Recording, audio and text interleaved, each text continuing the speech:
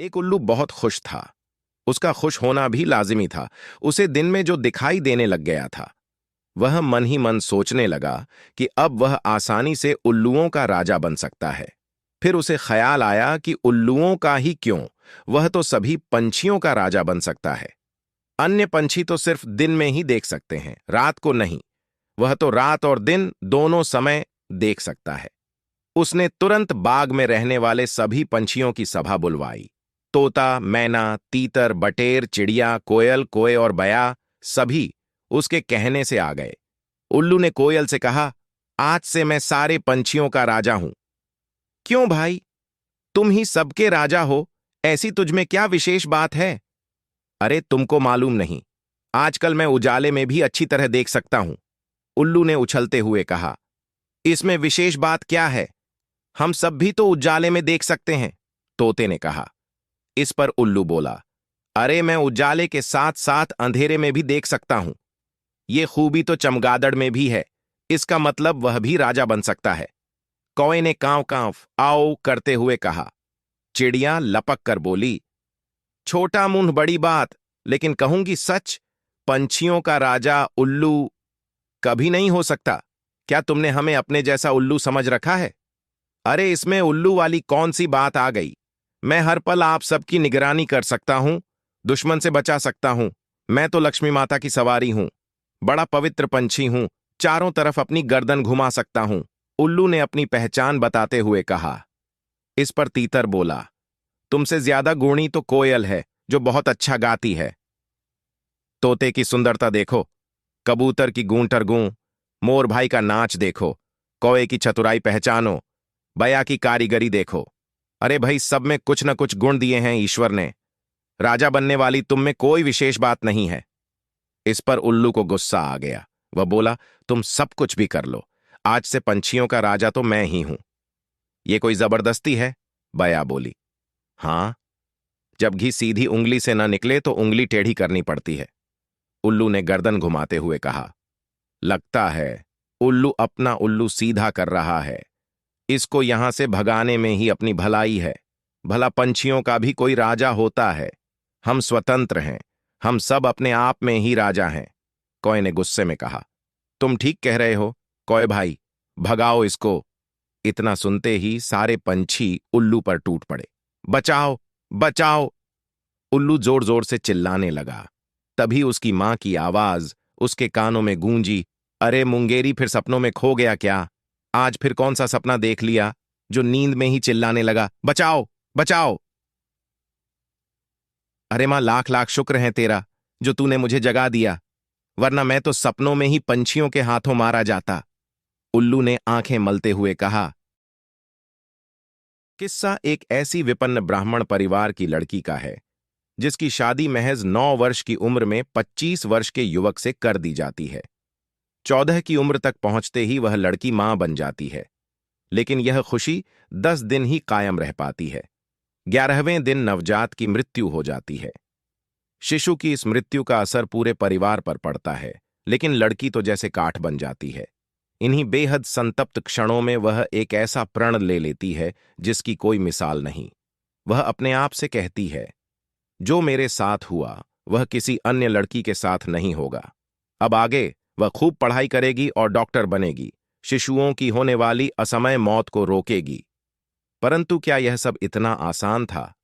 लड़की का सौभाग्य यह कि उसे पति बेपनाह प्यार करने वाला मिला और उसने पत्नी के प्रण को पूरा करने के लिए अपना सब कुछ दांव पर लगा दिया। कितने ही सामाजिक दबाव झेलने पड़े, कितनी ही आर्थिक उलझनें सामने आईं, परंतु पति के अपरिमित सहयोग और लड़की के दृढ़ संकल्प की वजह से वह अविश्वसनीय पल भी सामने आ गया जब उसे मेडिकल की पढ़ाई के लिए अमेरिका जाने का मौका मिल गया। बाद में यही लड़की महज 21 साल की उम्र में पहली भारतीय महिला डॉक्टर बनने का इतिहास रच देती है और जीते जी एक मिथ में बदल जाती है। उस लड़की का नाम था आनंदी बाई जोशी और उसके पति थे गोपाल राव जोशी। 1865 में आनंदी बाई का जन्म हुआ था। 19 की उम्र में उन्होंने अमेरिका में मेडिकल की पढ़ाई शुरू की थी। 1886 में उनकी पढ़ाई पूरी हो गई और इसी साल के अंत में वह आनंदीबाई जोशी बनकर भारत लौट आई थीं। देश भर के लिए यह एक बहुत बड़ी खबर थी।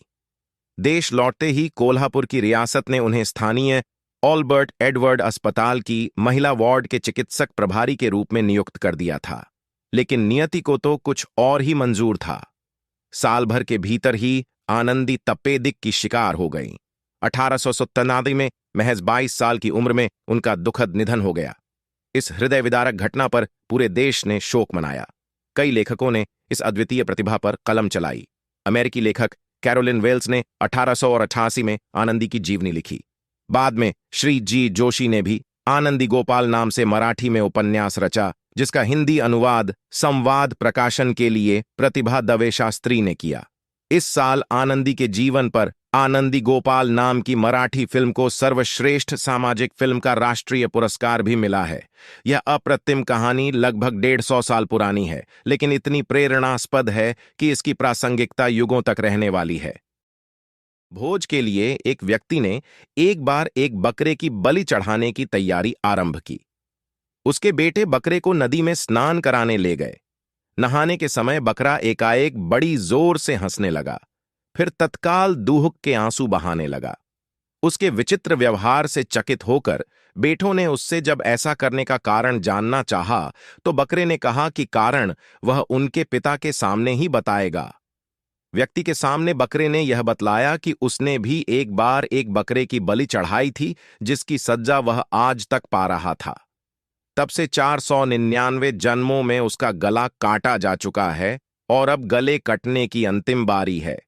इस बार उसे एक बुरे कर्म का अंतिम दंड भुगतना था, इसलिए मैं प्रसन्न होकर हंस रहा था, किंतु मैं दुखी होकर इसलिए रोया था कि अगली बार से तुम्हारे भी सिर 500 बार काटे जाएंगे। व्यक्ति ने उसकी बात को गंभीरता से लिया और उसके बलि की योजना स्थगित कर दी तथा अपने बेटों से उसे पूर्ण संरक्षण की आज्ञा दी। किंतु बकरे ने व्यक्ति से कहा कि ऐसा संभव नहीं है, क्योंकि कोई भी संरक्षण उसके कर्मों के पाप को नष्ट नहीं कर सकते। कोई भी प्राणी अपने कर्मों से मुक्त नहीं हो सकता। जब बेटे उस बकरे को लेकर उसे यथोचित स्थान पर पहुंचाने जा रहे थे, तभी रास्ते में किनारे एक पेड़ के शाखा पर नर्म नर्म पत्तों को देख ज्यों ही बकरे ने अपना सिर ऊपर किया, तभी एक वज्रपात हुआ और पेड़ के ऊपर पहाड़ी पर स्थित एक बड़े चट्टान के कई टुकड़े छिटके। एक बड़ा टुकड़ा उस बकरे के सिर पर इतनी जोर से आ लगा कि पलक झपकते ही उसका सिर धड़ से अलग हो गया। एक बार अकबर के दरबार में चोरी हो जाती है, और जिस वक्त ये चोरी होती है, दरबार में 4 सिपाही पहरा दे रहे होते हैं। चोरी होने के बाद अकबर इन चारों सिपाहियों को अपने दरबार में बुलाते हैं और इनसे कहते हैं, मुझे पता है कि तुम चारों में से ही किसी एक ने कल रात को दरबार में चोरी की है, इसलिए तुम चारों में से जिसने भी चोरी की है वो आगे आ जाए। अगर चोर अपना गुनाह खुद कबूल कर लेगा तो मैं उसे कड़ी सजा नहीं दूंगा। अकबर की ये बात सुनकर चारों सिपाही एक ही स्वर में कहते हैं, महाराज, हमने कोई भी चोरी नहीं की है। जिस वक्त अकबर चोर का पता लगाने की कोशिश में लगे होते हैं, उस समय दरबार में बीरबल भी मौजूद थे और वो इन चारों सिपाहियों की बातों को सुन रहे होते हैं। चोर का पता न लगने पर अकबर बीरबल से कहते हैं, क्या तुम खड़े इन 4 सिपाहियों में से चोर कौन है? बीरबल अकबर से कहते हैं, हाँ, मैं पता कर सकता हूं, आप बस मुझे एक रात का समय दें। दरबार में मौजूद मंत्री बीरबल की ये बात सुनकर हैरान हो जाते हैं और सोच में पड़ जाते हैं कि बीरबल आखिर कैसे एक रात में ही असली चोर का पता लगा पाएंगे। वहीं चोर को पकड़ने की जिम्मेदारी मिलने के बाद बीरबल गहरी सोच में पड़ गए और कुछ देर बाद अकबर से कहते हैं, महाराज, आप इन चारों को जेल में बंद कर दें। सुबह तक अपने आप ही ये पता चल जाएगा कि कौन चोर है। बीरबल की ये बात सुनते ही अकबर उनसे पूछते हैं, आखिर कैसे ये पता चल सकेगा कि कौन चोर है? बीरबल कहते हैं, मेरे पास कुछ जादुई लकड़ियां हैं जो मैं इन चारों को देने वाला हूं। जो चोर नहीं होगा उसकी लकड़ी अपने आप 3 इंच छोटी हो जाएगी। ये कहकर बीरबल इन चारों को एक एक लकड़ी दे देते हैं और इन्हें जेल में बंद कर देते हैं। सुबह होते ही बीरबल इन चारों को लकड़ी के साथ दरबार में बुलाते हैं और इन चारों को दी हुई लकड़ी इनसे वापस ले लेते हैं। इन चारों में से एक सिपाही की लकड़ी छोटी होती है और बीरबल तुरंत उस लकड़ी को देखकर बता देते हैं कि ये चोर है और उस व्यक्ति को पकड़कर जेल में डाल देते हैं। जिसके बाद बीरबल अकबर से बोलते हैं, महाराज, चोर को लगा ये जादुई लकड़ी 3 इंच छोटी हो जाएगी और उसने इस डर से उसको दी गई लकड़ी को काटकर छोटा कर दिया। लेकिन ये कोई जादुई लकड़ी नहीं थी। बीरबल की ये बात सुनकर अकबर खुश हो जाते हैं और बीरबल की चतुराई की तारीफ करते हैं। इस कहानी से यह सीख मिलती है कि इंसान चाहे कितनी भी कोशिश कर ले, लेकिन सत्य कभी भी नहीं छुपता और सबके सामने आ ही जाता है। इसलिए जीवन में कभी भी झूठ न बोलें और सदा सही रास्ते पर ही चलें। भगवान श्री राम और उनके भाइयों को विवाह के बाद चारों भाइयों को मिथिला की कन्याएं अलग अलग कोहबर में ले गईं। लक्ष्मण से मजाक कर जब वो उन्हें सताने लगीं, तो लक्ष्मण को ध्यान आया कि भैया राम को भी यहां की नारियां सता रही होंगी और वो अपने सरल स्वभाव के कारण कुछ बोल नहीं पा रहे होंगे। मुझे उनकी सुरक्षा करनी चाहिए। सो लक्ष्मण अपने कोहबर से निकलकर उस कोहबर में आ गए जहां राम और सीता विराजमान थे। सीता जी की सखियों ने जब लक्ष्मण को देखा तो आपस में बोलीं, अब तो दो दूल्हों को छेड़ने का आनंद मिलेगा। और उन्होंने छेड़ना शुरू कर दिया। हमारी सखी सीता तो राम जी से अधिक सुंदर हैं, राम जी तो उनकी छाया मात्रा हैं। लक्ष्मण से भला ये बात कैसे सही जाती। उन्होंने प्रतिवाद किया, हमारे भैया अधिक सुंदर हैं, सीता जी उनकी छाया हैं। काफी देर जब यह विवाद चला तो सखियों ने लक्ष्मण से कहा, अभी निर्णय हो जाता है कि कौन किसकी छाया है। ये बताइए कि छाया का रंग कैसा होता है। लक्ष्मण ने कहा, काला। इस पर सखियों ने खुश होते हुए कहा, हमारी सीता का रंग गोरा है और आपके राम जी का रंग काला। इसी से सिद्ध होता है कि सीता सुंदर हैं और राम तो उनकी छाया हैं।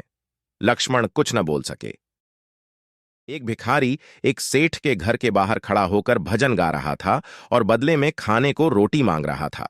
सेठानी काफी देर से उसको कह रही थी, आ रही हूं। रोटी हाथ में थी पर फिर भी कह रही थी कि रुको, आ रही हूं। भिखारी भजन गा रहा था और रोटी मांग रहा था। सेठ ये सब देख रहा था पर समझ नहीं पा रहा था। आखिर सेठानी से बोला, रोटी हाथ में लेकर खड़ी हो, वो बाहर मांग रहा है, उसे कह रही हो आ रही हूं तो उसे रोटी क्यों नहीं दे रही हो। सेठानी बोली, हां रोटी दूंगी, पर क्या है ना कि मुझे उसका भजन बहुत प्यारा लग रहा है। अगर उसको रोटी दूंगी तो वो आगे चला जाएगा। मुझे उसका भजन और सुनना है। यदि प्रार्थना के बाद भी भगवान आपकी नहीं सुन रहे हैं तो समझना कि उस सेठानी की तरह प्रभु को आपकी प्रार्थना प्यारी लग रही है। इसलिए इंतजार करो और प्रार्थना करते रहो। जीवन में कैसा भी दुख और कष्ट आए पर भक्ति मत छोड़िए। क्या कष्ट आता है तो आप भोजन करना छोड़ देते हैं। क्या बीमारी आती है तो आप सांस लेना छोड़ देते हैं, नहीं ना?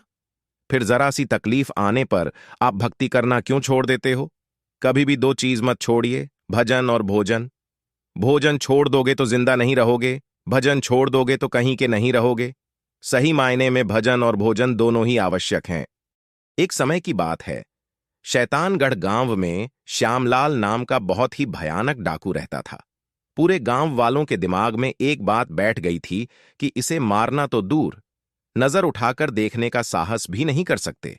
एक दिन अचानक सुबह सुबह सभी गांव वासियों को खबर मिली कि श्यामलाल की मृत्यु हो गई। गांव के सभी लोग श्यामलाल के शव को देख आश्चर्यचकित हो गए कि यह कैसे हो सकता है। वैद्य को बुलाया गया। तब पता चला कि श्यामलाल की मृत्यु सांप के काटने से हुई है।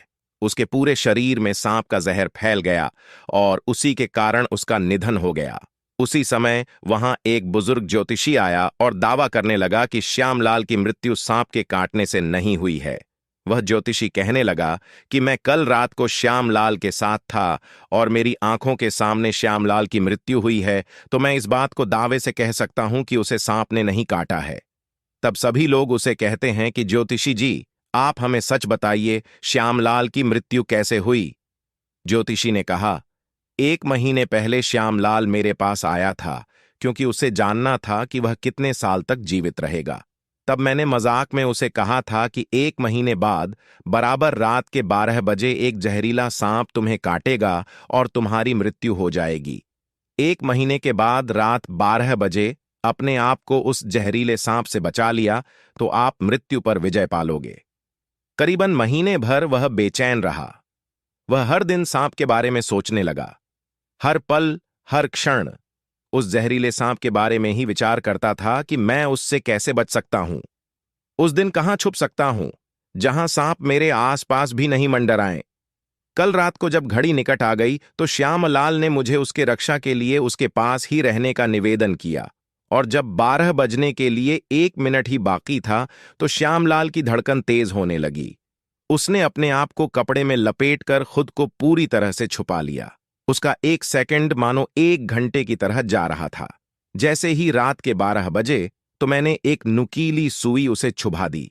उस समय श्यामलाल जोर से चीख उठा, जैसे सच में उसे सांप ने काट लिया हो और वह इसी डर के कारण उसका निधन हुआ। इससे हमें ये सीख मिलती है कि इंसान जिस तरह का विचार रखता है, उसके शरीर की प्रतिक्रिया भी उसी हिसाब से होती है। हर समस्या का समाधान है। लोग नकारात्मक विचारों के बंधनों में आकर गलत कदम उठा लेते हैं। विचारधारा सकारात्मक रखें तो अवश्य ही हमारी प्रतिक्रिया सही दिशा में होगी। एक राज्य में बहुत प्रसिद्ध एक राजा रहता था। वह जनता के बीच बहुत ही लोकप्रिय था। जनता उसके हर कार्य को महान कार्य मानने लगी थी और उसका सम्मान भी बहुत बढ़ गया था। एक दिन उसी के नगर के एक पहाड़ से बड़ा सा गोल पत्थर नीचे लुढ़क कर गिर गया। हालांकि इससे किसी के जानमाल का नुकसान नहीं हुआ, लेकिन वह पत्थर गांव के मार्ग पर था। राजा को जब इसका पता चला तो वह सभी गणमान्य नागरिकों के साथ वहां गया। उसने उस पत्थर को देखा और पत्थर को छूकर कहा, वाह, यह तो बहुत ही सुंदर पत्थर है, परंतु यह मार्ग में क्यों पड़ा है? इसे यहां से हटाकर सड़क के दूसरे किनारे वहां रख दो। लोग राजा की बात का पालन बड़ी ही खुशी से करते थे। लोगों ने उस पत्थर को उठाकर सड़क के किनारे रखा ही नहीं, बल्कि उस पर लिख दिया कि राजा द्वारा रखा गया पत्थर। राजा को इस बात का कोई पता नहीं था। कई साल गुजर गए, राजाओं का राज भी खत्म हो गया और लगभग 3 पीढ़ियां गुजर गईं। नगर की जनसंख्या भी बढ़ती गई और उस पत्थर पर लिखा भी कभी का मिट गया, परंतु लोगों ने उस पर लिख दिया था पवित्र पत्थर। फिर किसी ने लिख दिया आसमानी पत्थर। इस तरह धीरे धीरे वह पत्थर प्रसिद्ध हो गया और लोग इसके दर्शन करने आने लगे। वह पत्थर पहले नगर के किनारे रखा था, लेकिन विकास क्रम के चलते वह अब सड़क के बीच में हो गया था। नगर जब महानगर बनने की राह पर चला तो राह में रखा पत्थर फिर से आड़े आया। इंजीनियर ने शहर के मेयर से कहा कि इस सड़क को 4 लेन बनाना है तो पत्थर हटाना होगा, क्योंकि इस पत्थर के कारण बहुत चक्का जाम होता है। मेयर ने कहा कि हटा दो। अब जब उस पत्थर को हटाने की खबर नगर में फैली तो आंदोलन प्रारंभ हो गया कि यह बहुत ही प्राचीन, पवित्र और रहस्यमयी पत्थर है, आप इसे इस तरह नहीं हटा सकते। शहर के गणमान्य नागरिक इतिहास बताने लगे कि यह किसी विशेष उद्देश्य के चलते यहाँ रखा गया है। किसी ने कहा कि नगर में एक बार आपदा आई थी तो यहाँ के राजा ने विशेष पूजा के बाद इस पत्थर को यहाँ रखवाया था, तभी से यह नगर सुरक्षित और खुशहाल है। किसी ने कहा कि इस पत्थर को यहाँ से हटाना नगर की पहचान को खत्म करना होगा। किसी ने कहा कि यह देवताओं द्वारा स्थापित पत्थर है। इसी तरह से उसे हटाने का विरोध बढ़ता ही गया और अंततः वह पत्थर आज भी वहीं का वहीं रखा हुआ है। इससे हमें ये सीख मिलती है कि जीवन में ऐसी कई तरह की धारणाएं होती हैं जिनके पीछे की सच्चाई हम नहीं जानते हैं और बस माने चले जाते हैं। मान्यता पर आधारित जीवन जीना छोड़कर कुछ नया करने की सोचना चाहिए। कई बार यही मान्यताएं हमारी तरक्की की राह में रोड़ा बन जाती हैं। ऐसी मान्यताओं को जितना जल्दी हम समझ जाएं, अच्छा है। बहुत समय पहले की बात है। एक जंगल में गधे ही गधे रहते थे। पूरी आजादी से रहते, भरपेट खाते पीते और मौज करते। गधों के लिए वह जंगल स्वर्ग की तरह था। एक दिन एक लोमड़ी को मजाक सूझा। उसने मुंह लटकाकर गधों से कहा, मैं चिंता से मरी जा रही हूं और तुम इस तरह मौज कर रहे हो। पता नहीं कितना बड़ा संकट सिर पर आ पहुंचा है। गधों ने उत्सुकता से पूछा, दीदी, भला क्या हुआ? बात तो बताओ। लोमड़ी ने कहा, मैं अपने कानों सुनकर और आंखों देखकर आई हूं। जंगल की झील की मछलियों ने एक सेना बना ली है और वे अब तुम्हारे ऊपर चढ़ाई करने वाली हैं। उनके सामने तुम्हारा ठहर सकना कैसे संभव होगा, इसीलिए तुम्हारे लिए बहुत चिंतित हूं। गधे असमंजस में पड़ गए। उन्होंने सोचा, व्यर्थ जान गंवाने से क्या लाभ, चलो कहीं अन्यत्र चलो। सारे गधे जंगल छोड़कर गांव की ओर चल पड़े। सबके दिमाग में एक ही बात चल रही थी, इससे पहले कि मछलियां हम पर हमला करें, जितना दूर हो सके निकल लेने में ही भलाई है। और वे सब लोमड़ी को शुक्रिया भी कह रहे थे कि अगर उसने न बताया होता तो हमारा बचना भी मुश्किल ही था। जब ये सारे गधे गांव की तरफ पहुंचने लगे तो सबसे पहले धोबियों की नजर उन पर गई। इस प्रकार घबराए हुए गधों को देखकर गांव के धोबी ने उनका खूब सत्कार किया। गधों ने अपनी पूरी आपबीती धोबियों को सुनाई। धोबियों ने अपने छप्पर में गधों को आश्रय दिया और गले में रस्सी डालकर खूंटे में बांधते हुए कहा, डरने की जरा भी जरूरत नहीं, उन दुष्ट मछलियों से मैं निपट लूंगा। तुम मेरे बाड़े में निर्भयता पूर्वक रहो, बस मेरा कपड़ों का बोझ ढो देना। गद्धों की घबराहट तो दूर हुई, पर अपनी मूर्खता की कीमत उन्हें चुकानी पड़ी। कहा जाता है कि तभी से धोबी गधे का इस्तेमाल करने लगे। एक बार की बात है, एक जंगल में एक तालाब था। जंगल के सभी जानवरों का मानना था कि उस तालाब में एक राक्षस रहता है और जो भी शाम के बाद तालाब पर पानी पीने जाता है, राक्षस उनको खा जाता है। इस डर के कारण कोई भी जानवर शाम के बाद तालाब के आसपास भी नहीं जाता था। एक दिन एक खरगोश उस जंगल में नया नया आया। सभी जानवर उसे यह बताना भूल गए कि शाम के बाद तालाब की ओर नहीं जाना है। उस शाम को वहां उस तालाब में पानी पीने गया तो उसने बड़ी तेजी से अपनी ओर आते हुए एक मगरमच्छ को देख लिया। खरगोश यह देखकर बड़ी तेज से जंगल की तरफ भाग गया। जंगल के जानवरों ने उसे भागते हुए देखा तो उन्होंने इसका कारण पूछा। खरगोश ने बताया कि मैं तालाब पर पानी पीने गया तो एक मगरमच्छ तेजी से मेरी तरफ आता हुआ दिखा, इसलिए मैं भागकर यहां आ गया। जानवरों ने कहा कि उस तालाब में तो राक्षस रहता है जो शाम के बाद वहां जाने वालों को खा जाता है, लेकिन उस तालाब में मगरमच्छ क्या कर रहा है, उसे तो हमने पहले कभी नहीं देखा। कहीं ये मगरमच्छ ही तो उन जानवरों को नहीं खाता है जो शाम के बाद उस तालाब में पानी पीने जाते हैं। अगले दिन शाम को खरगोश के साथ सभी जानवर उस तालाब की ओर गए। सभी जानवरों को आता देख मगरमच्छ पानी में छुप गया, लेकिन उसकी पीठ अभी भी पानी के ऊपर दिखाई दे रही थी। खरगोश समझ गया कि यह मगरमच्छ ही है, लेकिन दूसरे जानवर इसको पत्थर समझ रहे थे। खरगोश ने सभी जानवरों को यकीन दिलाने के लिए दिमाग लगाया। खरगोश जोर से बोला, यह है तो पत्थर ही, लेकिन हम तो तभी मानेंगे जब यह खुद बताएगा। यह सुनकर मगरमच्छ बोला कि मैं एक पत्थर हूं। यह सुनकर सभी जानवरों को पता लग गया कि यह एक मगरमच्छ ही है जो सभी जानवरों को खा जाता है। खरगोश ने मगरमच्छ से कहा, तुम इतना भी नहीं जानते कि पत्थर बोला नहीं करते। इसके बाद जंगल के सभी जानवरों ने उस मगरमच्छ को उस तालाब से भगा दिया। अब सभी जानवर खुशी खुशी रहने लगे।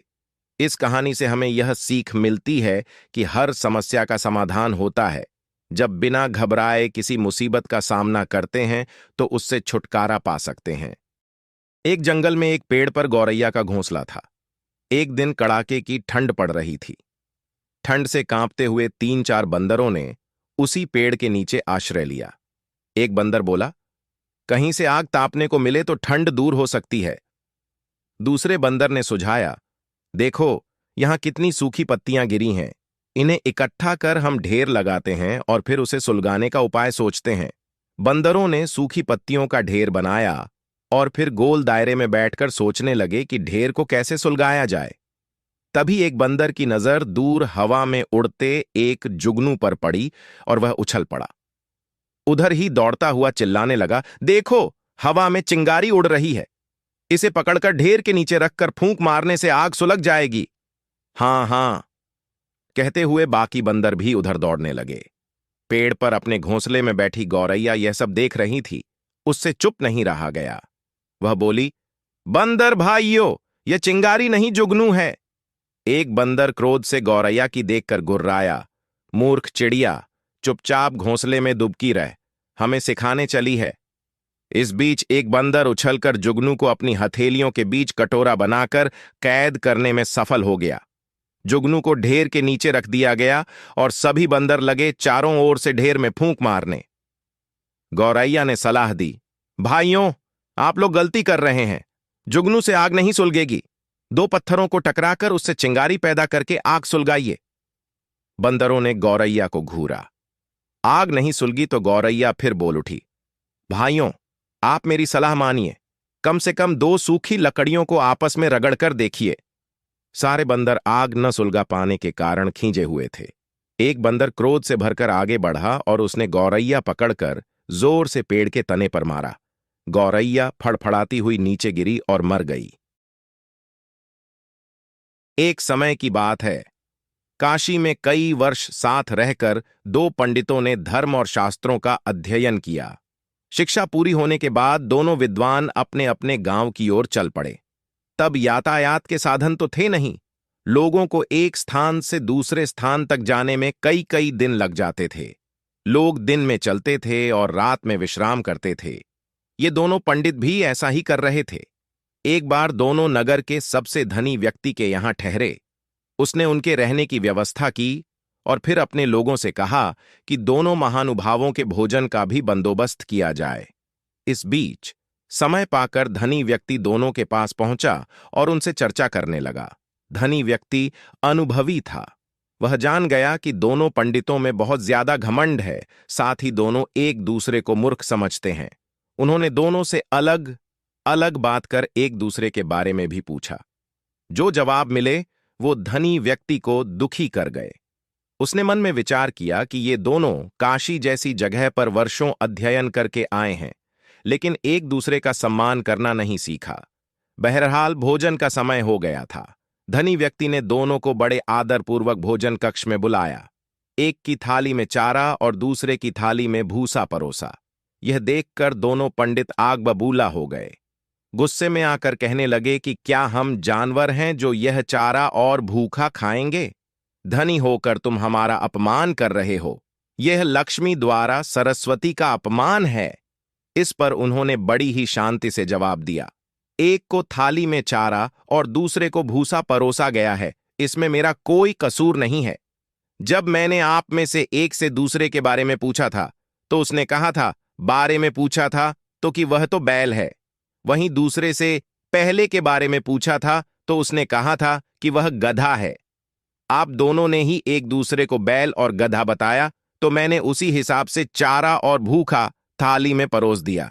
इतना सुनते ही दोनों झानियों की आंखें खुल चुकी थीं। उन्हें अपनी गलती का एहसास हो गया था। उन्होंने उनसे क्षमा मांगी, एक दूसरे के प्रति ऐसी सोच रखने के लिए खेद भी जताया। इस कहानी से हमें ये सीख मिलती है कि व्यक्ति में कितना भी ज्ञान आ जाए, उसे घमंड नहीं करना चाहिए, साथ ही दूसरों के प्रति बुरे भाव नहीं रखने चाहिए। बालक अष्टावक्र ने अपने मित्रों के साथ खेलकर घर लौटने पर अपनी माता से पूछा, हे माता, मेरे पिताजी कहाँ हैं? मां बोली, पुत्र, तुम्हारे पिता राजा जनक की सभा में विद्वानों के साथ शास्त्रार्थ करने के लिए गए थे, किंतु अभी तक नहीं लौटे हैं। मैं भी चिंता से व्याकुल हूं। यह सुनकर अष्टावक्र ने कहा, हे माता, चिंता मत करो, मैं कल सुबह ही राजसभा में जाकर पता लगाऊंगा क्या बात है। अष्टावक्र का जवाब सुनकर माता बोली, तुम बालक हो, राजसभा में तुम्हारा प्रवेश आसान नहीं है। वहां तुम्हारी शारीरिक बनावट के कारण तुम्हारा उपहास भी हो सकता है, क्योंकि तुम्हारा शरीर 8 जगह से टेढ़ा मेढ़ा है। अष्टावक्र बोला, मां डरो मत, मैं अपने पिता के साथ जल्द वापस आऊंगा। यह कहकर अष्टावक्र ने राजसभा के लिए प्रस्थान किया। वह जब राजसभा पहुंचे तब वहां शास्त्रार्थ चल रहा था। उनके टेढ़े शरीर को देखकर सभा में उपस्थित विद्वान ठहाके लगाकर हंसने लगे कि क्या यह बालक भी हमारे साथ शास्त्रार्थ करेगा? उन विद्वानों की हरकत देखकर अष्टावक्र भी हंसने लगे। उसको हंसता देखकर सभा में उपस्थित सभी विद्वान आश्चर्य में पड़ गए। राजा ने अष्टावक्र से हंसने का कारण पूछा। अष्टावक्र ने कहा, हे राजन, मैंने सुना है कि आपकी राजसभा विद्वानों के द्वारा सुशोभित है, किंतु ये तो झूठे ध्यान के घमंड में चूर है। मैं इन विद्वानों को देखकर हंस रहा हूं। वह फिर बोले, हे राजन, निश्चय ही मैं पूछता हूं कि हड्डी, रक्त, मांस और चमड़ी से लपटे हुए शरीर में देखने लायक क्या है? आप बताएं, क्या टेढ़े शरीर में आत्मा भी टेढ़ी होती है? यदि नदी टेढ़ी है तो क्या उसका पानी भी टेढ़ा होता है? राजा जनक अष्टावक्र के वचनों से बहुत प्रभावित हुए और उन्होंने बालक अष्टावक्र को अपना गुरु मानते हुए तत्वज्ञान प्राप्त किया। किसी गांव में एक दंपति रहते थे। उनके कोई संतान न थी। उसी गांव के पास दो चोर भी रहते थे। पूरा गांव उनसे परेशान था। चोर इतने शातिर थे कि गांव वासियों की तमाम सावधानियों के बीच भी चोरी कर ही जाते। एक बार वे पिछवाड़े से दंपति के घर में घुस गए। पति के दोनों नौकर बहादुर व शमशेर भी सोए हुए थे। चोर घर में सामान खोज ही रहे थे कि अचानक चोरों के हाथ से कोई वस्तु छूटकर गिर गई। आवाज के पास ही दूसरे कमरे में सोई पत्नी की नींद खुल गई। उसको चोरों के आने का अंदेशा हो गया।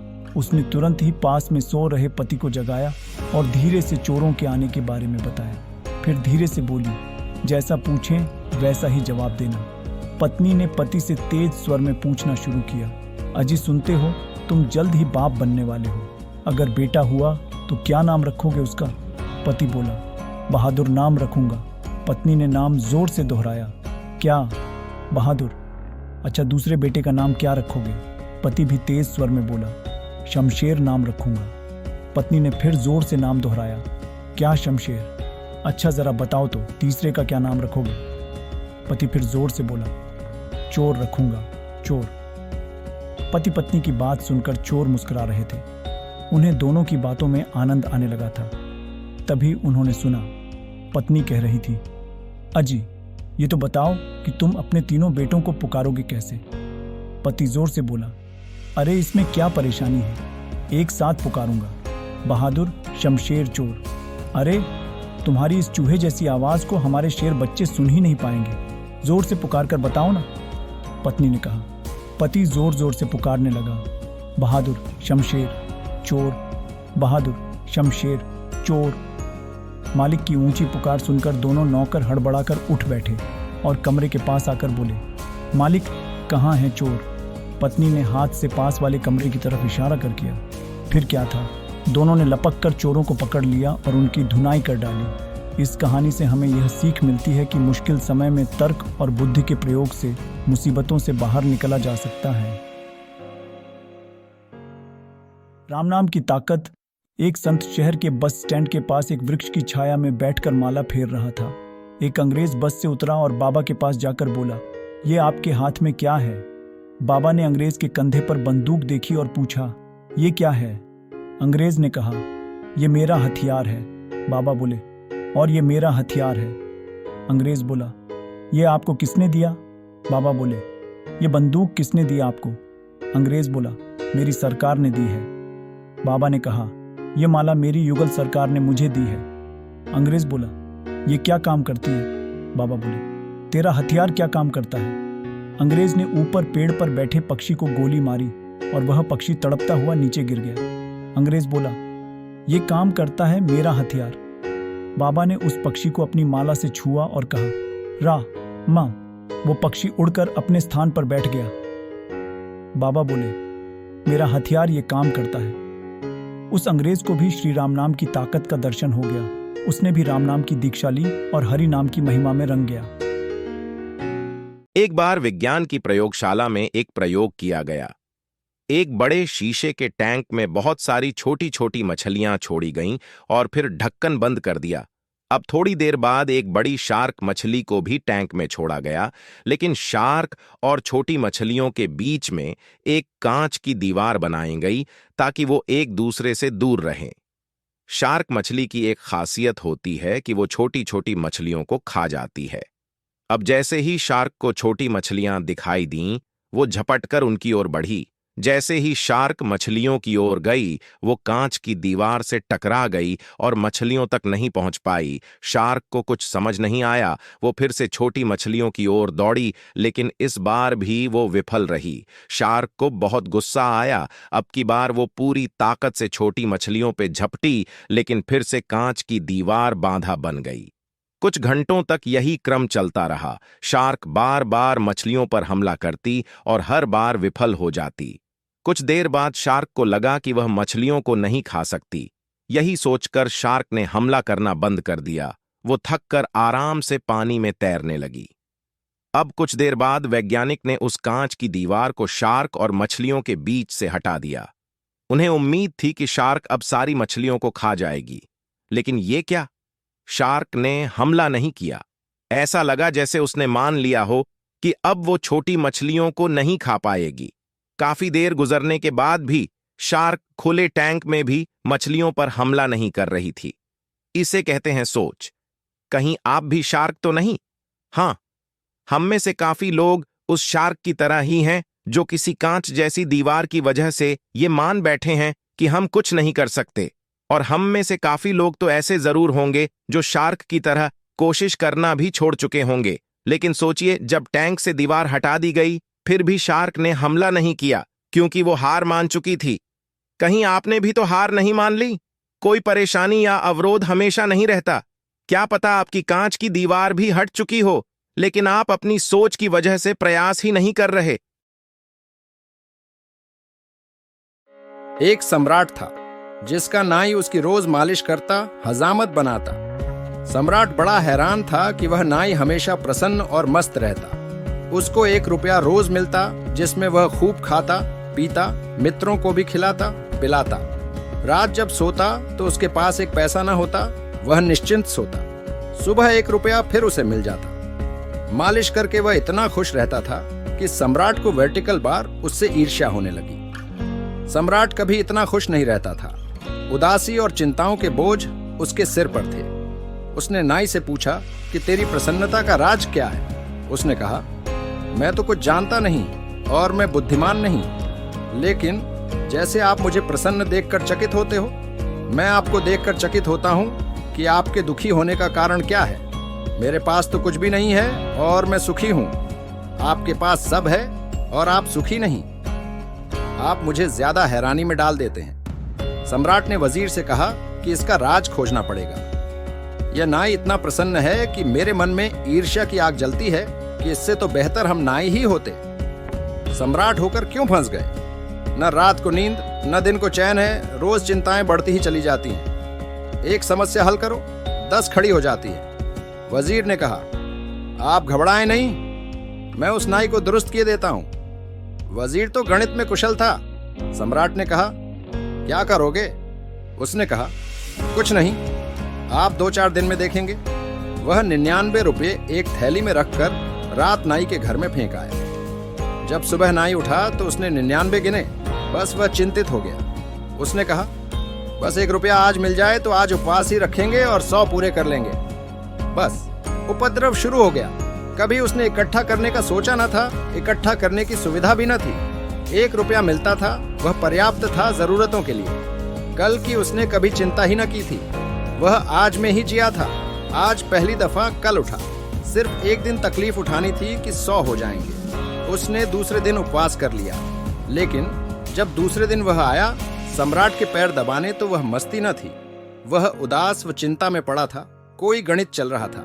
सम्राट ने पूछा, ने आज बड़े चिंतित मालूम होते हो?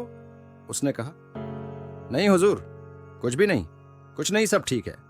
मगर आज बात में वह सुगंध न थी जो सदा होती थी। आज औपचारिक कह रहा था। सम्राट ने कहा, नहीं, मैं न मानूंगा। तुम उदास दिखते हो, तुम्हारी आंख में रौनक नहीं। तुम रात सोए ठीक से? उसने कहा, अब आप पूछते हैं तो आपसे झूठ कैसे? रात नहीं सो पाया, लेकिन सब ठीक हो जाएगा, 1 दिन की बात है। लेकिन वह चिंता उसकी रोज बढ़ती गई। 100 पूरे हो गए तो वह सोचने लगा कि अब 100 तो हो ही गए। अब धीरे धीरे इकट्ठा कर लें तो कभी 200 हो जाएंगे। अब एक एक कदम उठने लगा। वह 15 दिन में बिल्कुल ही ढीला ढाला हो गया। उसकी सब खुशी चली गई। सम्राट ने कहा, बता मामला क्या है? मेरे वजीर ने कुछ किया? तब वह चौंका। नाई बोला, क्या मतलब?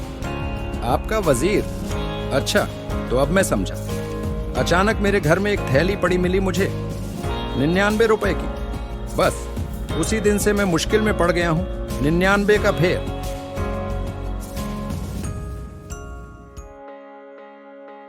एक राजा को कोई संतान नहीं थी।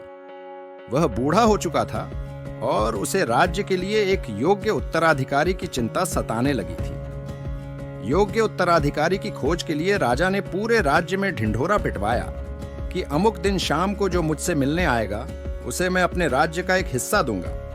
राजा के इस निर्णय से राज्य के प्रधानमंत्री ने रोष जताते हुए राजा से कहा, महाराज, आपसे मिलने तो बहुत से लोग आएंगे और यदि सभी को उनका हिस्सा देंगे तो राज्य के टुकड़े टुकड़े हो जाएंगे। ऐसा अव्यावहारिक काम न करें।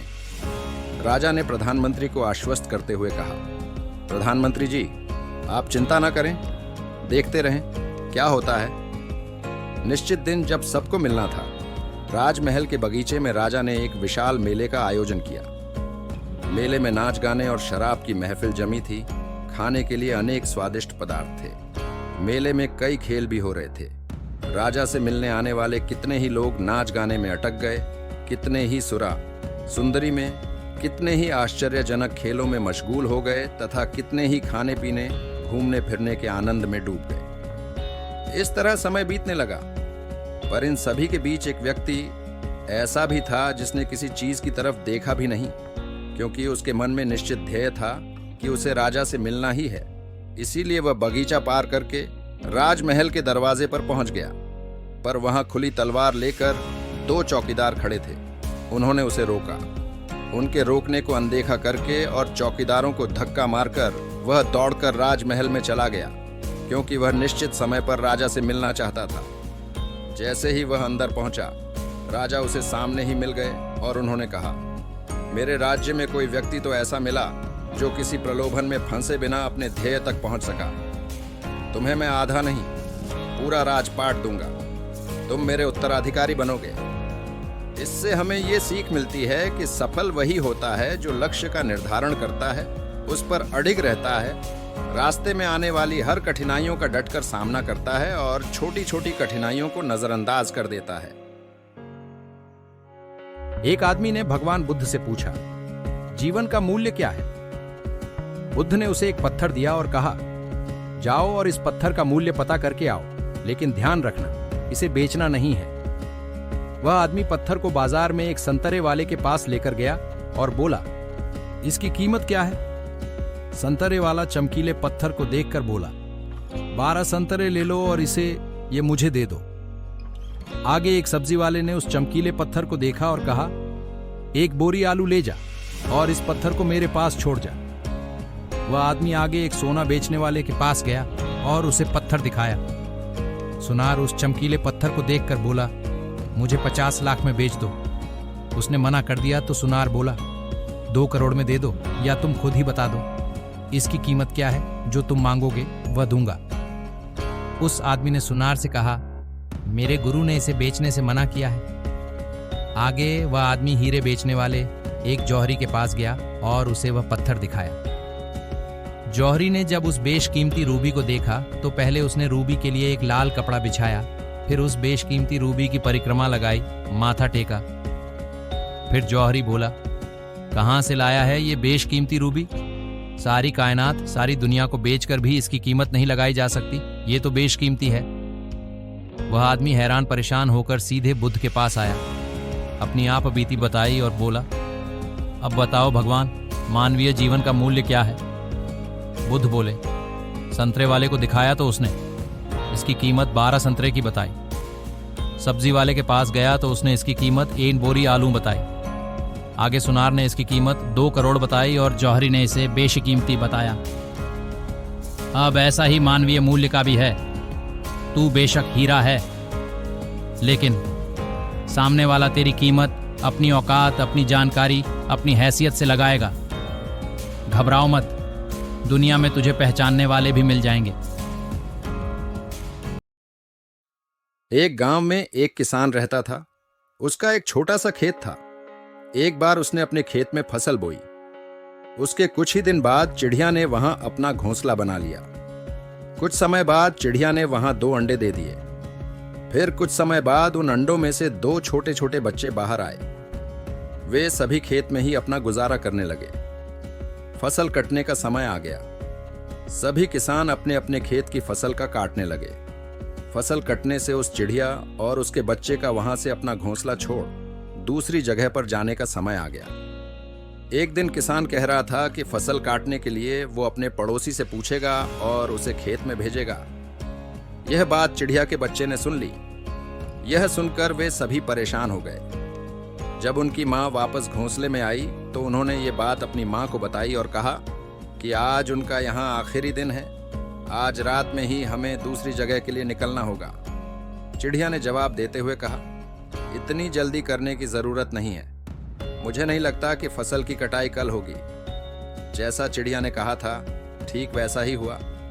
अगले दिन किसान का पड़ोसी खेत में नहीं आया, जिससे फसल नहीं कट सकी। फिर जब शाम को किसान खेत में आया तो खेत को देखकर कहने लगा कि पड़ोसी तो नहीं आया, कल अपने रिश्तेदार को भेज देता हूं। चिड़िया के बच्चों ने किसान की बातें फिर सुन ली। फिर से वो सभी परेशान हो गए। उन्होंने फिर ये बात अपनी माँ को बताई। उनकी माँ ने कहा कि तुम लोग चिंता मत करो, मुझे नहीं लगता कि किसान का रिश्तेदार आएगा। आज हमें यहाँ से जाने की जरूरत नहीं है। जैसा चिड़िया ने कहा था वैसा ही हुआ, किसान का रिश्तेदार खेत नहीं पहुंचा। यह सब देख चिड़िया के बच्चे हैरान हो गए।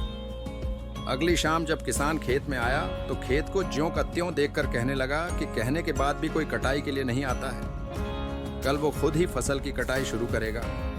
ये बात भी चिड़िया के बच्चों ने सुन ली। जब बच्चों ने अपनी माँ को ये बात बताई तो उसने कहा, अब ये खेत छोड़ने का समय आ गया है। हम आज ही ये खेत छोड़कर दूसरी जगह चले जाएंगे। चिड़िया के बच्चे बड़ी हैरानी से अपनी माँ की बात सुन रहे थे। उन्होंने सोचा कि आखिर ऐसी क्या वजह थी कि उनकी माँ इस बार खेत छोड़ने को तैयार हो गई। उन्होंने अपनी माँ से जब ये बात पूछी तो चिड़िया ने कहा, बच्चों, पहले 2 बार किसान फसल की कटाई के लिए दूसरों पर निर्भर था। वह अपने काम से पल्ला झाड़ रहा था, लेकिन इस बार ऐसा नहीं है। इस बार उसने फसल काटने की जिम्मेदारी खुद ली है, इसलिए वह जरूर आएगा। इतना कहकर उसी रात बच्चे और उनकी माँ उस खेत से उड़कर चले गए। इससे हमें यह सीख मिलती है कि दूसरों की सहायता लेनी अच्छी बात है, लेकिन अपना काम दूसरों पर टाल देना सही नहीं है। अपने काम की जिम्मेदारी स्वयं लें, इससे काम समय पर पूरा होगा और आपको दूसरों पर निर्भर नहीं रहना होगा। दूसरे भी उसी की मदद करते हैं जो खुद अपनी मदद करता है। एक राजा के दरबार में एक बुद्धिमान मंत्री था जिसके पास हर समस्या का हल था। राजा अपने इस मंत्री से बिना पूछे कोई भी बड़ा फैसला नहीं लेता था। इस मंत्री से राज दरबार के अन्य लोग जलन रखते थे। एक दिन राज दरबार में राजा ने अपने इस मंत्री से कहा, तुम इतने बुद्धिमान हो लेकिन तुम्हारा बेटा तो बेहद मूर्ख है। राजा की यह बात मंत्री को अच्छी नहीं लगी और मंत्री ने राजा से पूछा, महाराज, आप ऐसा क्यों बोल रहे हैं? आखिर आपको ऐसा क्यों लगता है कि मेरा बेटा मूर्ख है? राजा ने कहा, मैं रोज सुबह जब जनता से मिलने के लिए जाता हूं तो वहां पर तुम्हारा बेटा भी होता है और मैं रोज तुम्हारे बेटे से ये पूछता हूं कि सोना और चांदी में से कौन सी चीज सबसे ज्यादा कीमती है। तुम्हारा बेटा हर बार चांदी ही कहता है। राजा की ये बात सुनकर दरबार में मौजूद लोग मंत्री पर हंसने लगे और मंत्री को बुरा लगा। मंत्री बिना कुछ कहे अपने घर वापस आ गया और घर आते ही मंत्री ने अपने बेटे से पूछा, सोने और चांदी में क्या मूल्यवान है? बेटे ने फौरन जवाब देते हुए कहा, पिताजी, सोना। मंत्री ने बेटे से कहा, तुम्हें जब पता है कि सोना कीमती धातु है तो तुम क्यों राजा को गलत जवाब देते हो और चांदी को कीमती धातु कहते हो? बेटे ने कहा, पिताजी, राजा रोज सुबह बाजार में आकर प्रजा से मिलते हैं और रोज मुझे बुलाकर मेरे सामने 2 सिक्के रखते हैं, जिनमें से एक चांदी का होता है और एक सोने का सिक्का रखकर राजा मेरे से पूछते हैं कि जो इन दोनों में से अधिक कीमती चीज है वो तुम ले जाओ, और मैं चांदी का सिक्का उठा लेता हूँ। ये देखकर राजा हंसते हैं और चले जाते हैं। मंत्री ने अपने बेटे से पूछा, तो तुम क्यों रोज चांदी का सिक्का उठा लेते हो? अब पूरा दरबार मेरा मजाक उड़ा रहा है। मंत्री की बात सुन बेटा उन्हें अपने कमरे में ले गया और वहां पर उसने एक पेटी खोली। पेटी चांदी के सिक्कों से भरी हुई थी। इतनी सारी चांदी देखकर मंत्री हैरान हो गया। बेटे ने कहा, पिताजी, जो सिक्के राजा मुझे देते हैं ये सब वही हैं। जिस दिन मैंने राजा को सही उत्तर दे दिया, राजा मुझसे ये सवाल पूछना बंद कर देंगे और मुझे रोज एक सिक्का मिलना बंद हो जाएगा। ऐसा होने से मेरा नुकसान होगा। अगले दिन मंत्री ने अपने बेटे की चतुराई राजा को बताई और राजा मंत्री के बेटे की चालाकी से बेहद ही प्रभावित हुआ। इस कहानी से ये सीख मिलती है कि हमें अपनी काबिलियत का दिखावा नहीं करना चाहिए। समय आने पर अपने आप ही सबको पता चल जाता है कि आप कितने काबिल हैं। एक जुलाहा सूत काटने के लिए रुई लेकर आ रहा था। वह नदी किनारे सुस्ताने के लिए बैठा ही था कि जोर की आंधी आई। आंधी में उसकी सारी रुई उड़ गई। जुलाहा घबराया, अगर बिना रुई के घर पहुंचा तो मेरी पत्नी तो बहुत नाराज होगी। घबराहट में उसे कुछ नहीं सूझा। उसने सोचा, यही बोल दूंगा, फुर्र फुर्र। और वह फुर्र फुर्र बोलता जा रहा था। आगे एक चिड्डीमार पक्षी पकड़ रहा था। जुलाहे की फुर्र फुर्र सुनकर सारे पक्षी उड़ गए। चिड़ीमार को बहुत गुस्सा आया। वह जुलाहे पर बहुत चिल्लाया कि तुमने मुझे बर्बाद कर दिया। आगे से तुम ऐसा कहना, पकड़ो पकड़ो। जुलाहा जोर जोर से पकड़ो पकड़ो रटता गया। रास्ते में कुछ चोर रुपए गिन रहे थे। जुलाहे की पकड़ो पकड़ो सुनकर वे घबरा गए। फिर उन्होंने देखा कि अकेला जुलाहा ही चला आ रहा था। चोरों ने उसे पकड़ा और घूरते हुए कहा, यह क्या बक रहे हो? हमें मरवाने का इरादा है क्या? अब से तुम बोलना, इसको रखो, ढेरों लाओ। जुलाहा यही कहता हुआ आगे बढ़ गया। इसको रखो, ढेरों लाओ। जब वह श्मशान के पास से गुजर रहा था तो वहां गांव वाले शवों को जला रहे थे। उस गांव में हैजा फैला हुआ था। लोगों ने जुलाहे को कहते सुना, इसको रखो, ढेरों लाओ। तब उन्हें बड़ा गुस्सा आया। वे चिल्लाए, तुम्हें शर्म नहीं आती है? हमारे गांव में इतना भारी दुख फैला है और तुम ऐसा बकते हो। तुम्हें कहना चाहिए, ये तो बड़े दुख की बात है। जुलाहा शर्म से पानी पानी हो गया। वह यही रटता हुआ आगे बढ़ने लगा, ये तो बड़े दुख की बात है। कुछ देर बाद वह एक बारात के पास से गुजरा। बारातियों ने उसे यह कहते हुए सुना, ये तो बड़े दुख की बात है, ये तो बड़े दुख की बात है। इतना सुनकर वे जुलाहे को पीटने के लिए तैयार हो गए। बड़ी मुश्किल से उसने सफाई दी तो उन्होंने कहा, सीधे से आगे बढ़ो और अब तुम ये रटते जाना, भाग्य में हो तो ऐसा सुख मिले। अब जुलाहा यही रटता हुआ अपनी राह चल पड़ा। चलते चलते अंधेरा हो गया। घर से निकलते समय उसकी पत्नी ने उससे यही कहा था कि जहां रात हो जाए वहीं सो जाना। जुलाहा थक भी गया था, वह वहां सो गया। अगले दिन उसके मुंह पर पानी पड़ा। तब जुलाहा हड़बड़ा कर उठा। आंखें खोली तो देखता ही रह गया, यह तो उसी का घर था और अभी अभी उसकी पत्नी ने ही उस पर पानी फेंका था। जुलाहे के मुंह से निकला, भाग्य में हो तो ऐसा सुख मिले।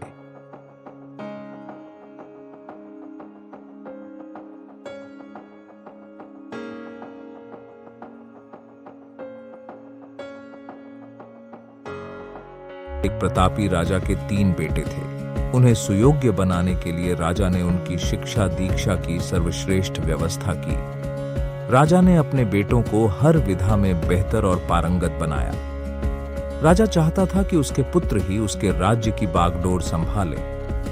जब राजा बूढ़ा हो गया तो उसने अपने सभी पुत्रों को अपने पास बुलाया। उसने कहा, पुत्र, हमारे राज्य में नाशपाती का एक भी पेड़ नहीं है, इसलिए मैं चाहता हूं कि तुम सभी एक पेड़ की खोज में जाओ और वापस आकर मुझे यह बताओ कि वह कैसा होता है। लेकिन राजा ने एक शर्त भी रखी कि उनके तीनों बेटे अलग अलग और 4-4 अंतराल में जाएंगे। इसके बाद तीनों आकर एक साथ प्रश्न का उत्तर देंगे। तीनों बच्चों ने एक साथ इस बात को स्वीकार किया। राजा का बड़ा बेटा सबसे पहले गया, उसके बाद मंझला और सबसे आखिरी में सबसे छोटा बेटा गया। सभी अपनी अपनी खोज करके पिता के पाए वापस आए। राजा ने सभी से बारी बारी से पूछा कि बताओ, वृक्ष कैसा होता है? सबसे बड़े बेटे ने उत्तर दिया और कहा कि पेड़ बहुत अजीब है, उसमें न कोई पत्ती न कोई फल, वह एकदम सूखा है। ये सुन तुरंत ही मंझले बेटे ने कहा, नहीं तो वृक्ष तो बहुत हरा भरा होता है, लेकिन उसमें फल नहीं लगते हैं, बस यही एक बड़ी कमी है। ये सुन तुरंत ही सबसे छोटा बेटा बोला, मेरे दोनों बड़े भाई किसी अन्य वृक्ष को देखकर आ गए हैं। नाशपाती का पेड़ तो हरा भरा होता है, फलों से लदा हुआ होता है, मैंने खुद देखा है। तीनों बेटे अपनी अपनी बात पर अड़ गए। तब उनके पिता ने कहा कि जो तुमने देखा उसे ही सही मानो, वास्तव में वही सत्य है। तुम तीनों नाशपाती का ही वृक्ष देखकर आए हो। जो तुमने बताया है वह उसी वृक्ष के बारे में है, लेकिन तुमने अलग अलग मौसम में उसे देखा है। राजा की बात सुनकर तीनों पुत्र एक दूसरे का चेहरा देखने लगे। राजा आगे कहने लगा, पुत्रों, मैंने जानबूझकर तुम तीनों को अलग अलग मौसम में भेजा था। ऐसा मैंने तुम्हें जीवन की एक गहरी सीख देने के लिए किया था। रखी किसी भी चीज को एक बार देख या जांच कर उसके बारे में पूरी जानकारी प्राप्त नहीं होती है। किसी भी व्यक्ति या वस्तु के बारे में पूरी जानकारी प्राप्त करने के लिए उसका अवलोकन लंबे समय तक करना पड़ता है। किसी के बारे में राय जल्दी नहीं बनानी चाहिए। दूसरी, हर मौसम हमेशा एक सा नहीं रहता। नाशपाती के वृक्ष पर जब भी मौसम का प्रभाव पड़ता है तो कभी वह सूखा तो कभी हरा भरा हो जाता है।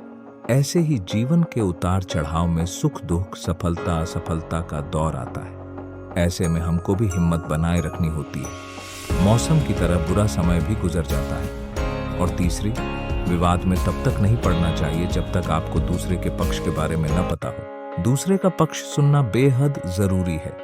इससे व्यक्ति का ज्ञानवर्धन होता है। एक राजा सुबह सैर करने के लिए महल से अकेला ही निकला। रास्ते में उसने एक किसान को पसीने में तरबतर अपने खेत में काम करते हुए देखा। राजा पूछा, भाई, आप इतनी मेहनत करते हो, दिन में कितना कमा लेते हो? किसान ने उत्तर दिया, एक सोने का सिक्का। राजा ने पूछा, उस सोने के सिक्के का क्या करते हो? किसान ने कहा, राजन, 1/4 भाग मैं खुद खाता हूं, दूसरा 1/4 भाग उधार देता हूं, तीसरे 1/4 भाग से ब्याज चुकाता हूं और बाकी 1/4 हिस्सा कुएं में डाल देता हूं। किसान की बात राजा की समझ में ना आई।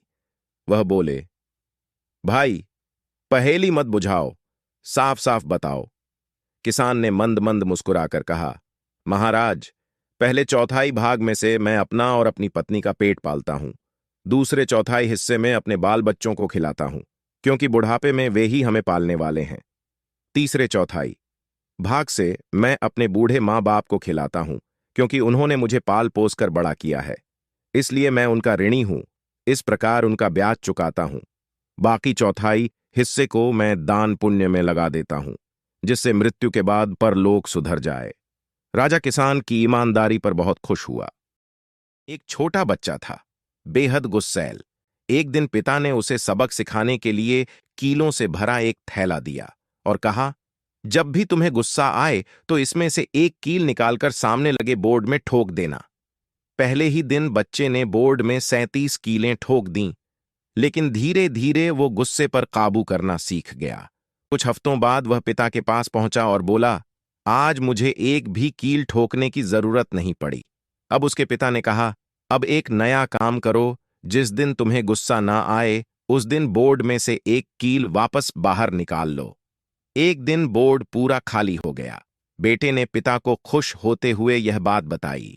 पिता उसे बोर्ड के पास लेकर गए और बोले, देखो, इन कीलों ने जो नुकसान इस बोर्ड को पहुंचाया है, वैसा ही नुकसान हमारा गुस्सा सामने वाले व्यक्ति को पहुंचाता है। जिस तरह यह बोर्ड अब कभी ठीक नहीं हो सकता, ठीक वैसे जो कसा होता है उसकी क्षतिपूर्ति कभी नहीं हो सकती। इससे हमें ये सीख मिलती है कि गुस्से से की गई हर शुरुआत का अंत शर्मिंदगी से होता है। दुख से लगाव होना एक रोग है, यह विकृत प्रवृत्ति है, यह प्राकृतिक नहीं है। एक बात याद रखो, मानवता पर रोग हावी रहा है। जो गीत गा सकता है, जो नाच सकता है, वह नाचेगा, गाएगा, उत्सव मनाएगा। लेकिन जो नाच नहीं सकता, वह कोने में पड़ा रहेगा और योजनाएं बनाएगा कि दूसरों पर कैसे हावी हुआ जाए। वह कुटिल बन जाएगा। जो रचनाशील है वह रचेगा, जो नहीं रच सकता वह नष्ट करेगा, क्योंकि उसे भी तो दुनिया को दिखाना है कि वह भी है। जो व्यक्ति प्रेम नहीं कर सकता, वह हमेशा नकारात्मकता पर ही जोर देगा। वह हमेशा तुमसे कहेगा, अगर तुम प्रेम में पड़े तो दुख उठाओगे। जब भी तुम दुख का सामना करोगे तो तुम्हें वह व्यक्ति याद आएगा कि वह सही कहता था। एक स्वाभाविक प्रवृत्ति होती है कि मनुष्य रोगों के प्रति ज्यादा सचेत होता है, न कि स्वास्थ्य के प्रति। जब तुम स्वस्थ होते हो तो तुम अपने शरीर को भूल जाते हो, लेकिन जैसे ही अस्वस्थ होते हो, देह को नहीं भूल पाते। जब तुम प्रेम में होते हो और खुश होते हो तो उसे भूल जाते हो, लेकिन जब संघर्ष, नफरत और गुस्सा है तो तुम उसे बढ़ा चढ़ा कर पेश करने लगते हो। दुख के प्रति अपनी आसक्ति त्याग दो, जीवन से प्रेम करो और अधिक खुश रहो। जब तुम एकदम प्रसन्न होते हो, संभावना तभी होती है, वरना नहीं। दुख तुम्हें बंद कर देता है, सुख तुम्हें खोलता है। दुखी लोग हमेशा कठोर हो जाते हैं, उनकी नरमी खत्म हो जाती है। एक प्रसन्न व्यक्ति फूल की तरह है, उसे ऐसा वरदान मिला हुआ है कि वह सारी दुनिया को आशीर्वाद दे सकता है, खुलने की जुर्रत कर सकता है। पूरी प्रकृति उसकी मित्र है, वह क्यों डरने लगा? वह खुल सकता है, वह इस अस्तित्व का आतिथेय बन सकता है। वही वह क्षण होता है जब दिव्यता तुम में प्रवेश करती है। केवल उसी क्षण प्रकाश तुम में प्रवेश करता है और तुम बुद्धत्व प्राप्त करते हो। जो कुछ हम जागृत में नहीं कर पाए, वह सब मन ही मन में कहीं एकत्र होता जाता है। स्वप्न में हमारी बुद्धि, हमारी सोचने की शक्ति काम नहीं करती। बुद्धि सो जाती है और मन का साम्राज्य शुरू हो जाता है। जागृत में अगर मन में कोई अच्छा या बुरा ख्याल आ जाए तो आपका दिमाग कहता कि नहीं नहीं, ऐसा मत सोचो या इस तरह मत देखो या ये बुरी बात है, मत सुनो। दिमाग हमको बहुत कुछ निर्देश देता रहता है और दिमाग के निर्देशन में मन संतुलन करने की या अनुशासन में रहने की कोशिश भी करता है। पर यह जो बुद्धि की निगरानी होती है, यह स्वप्न में खत्म हो जाती है।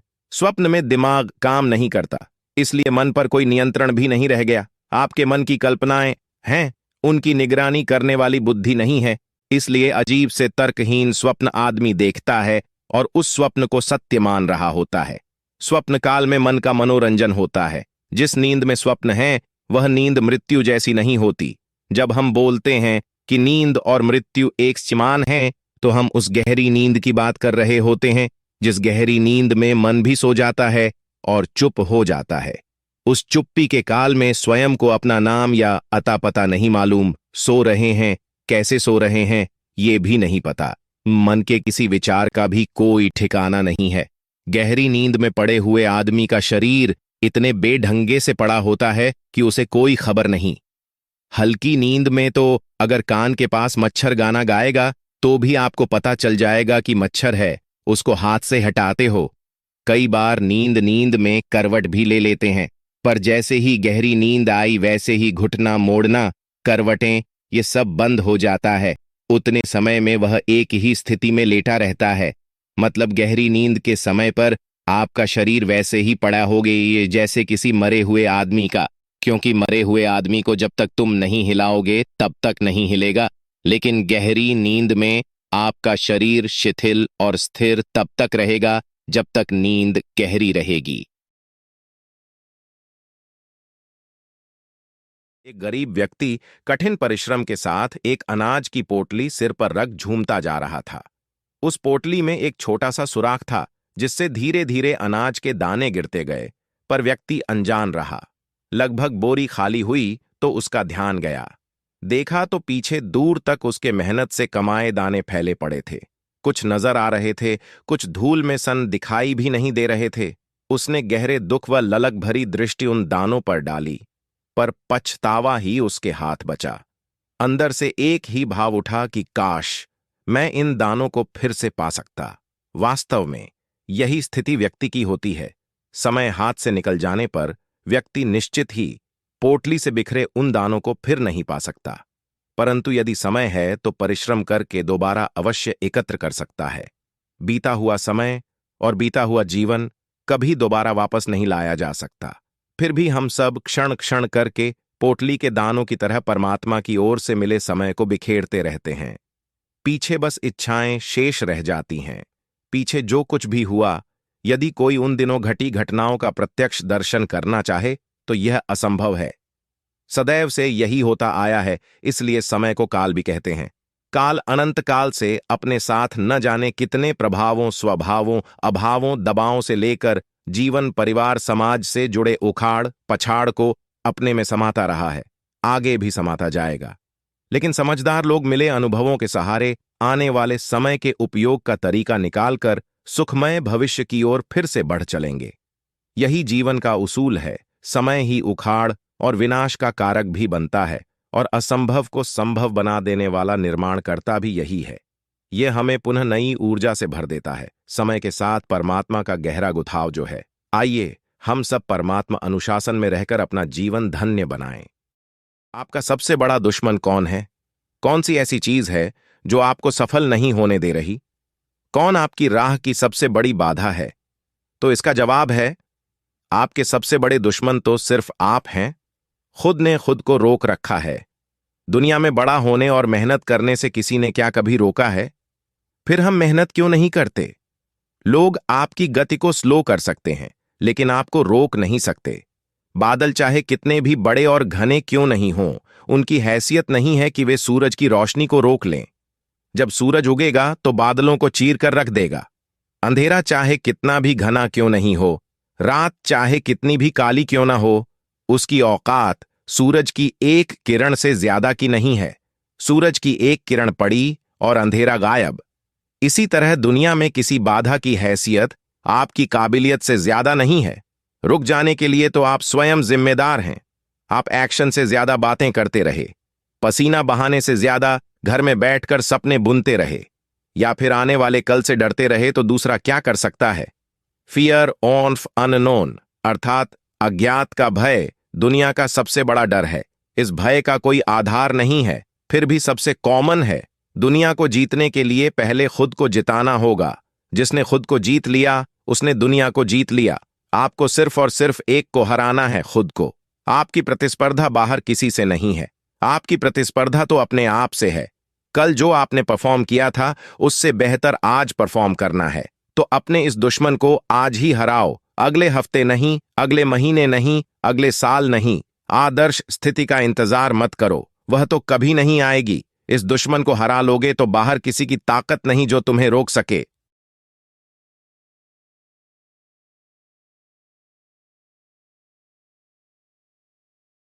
एक गांव की 4 महिलाएं कुएं पर पानी भरने गईं।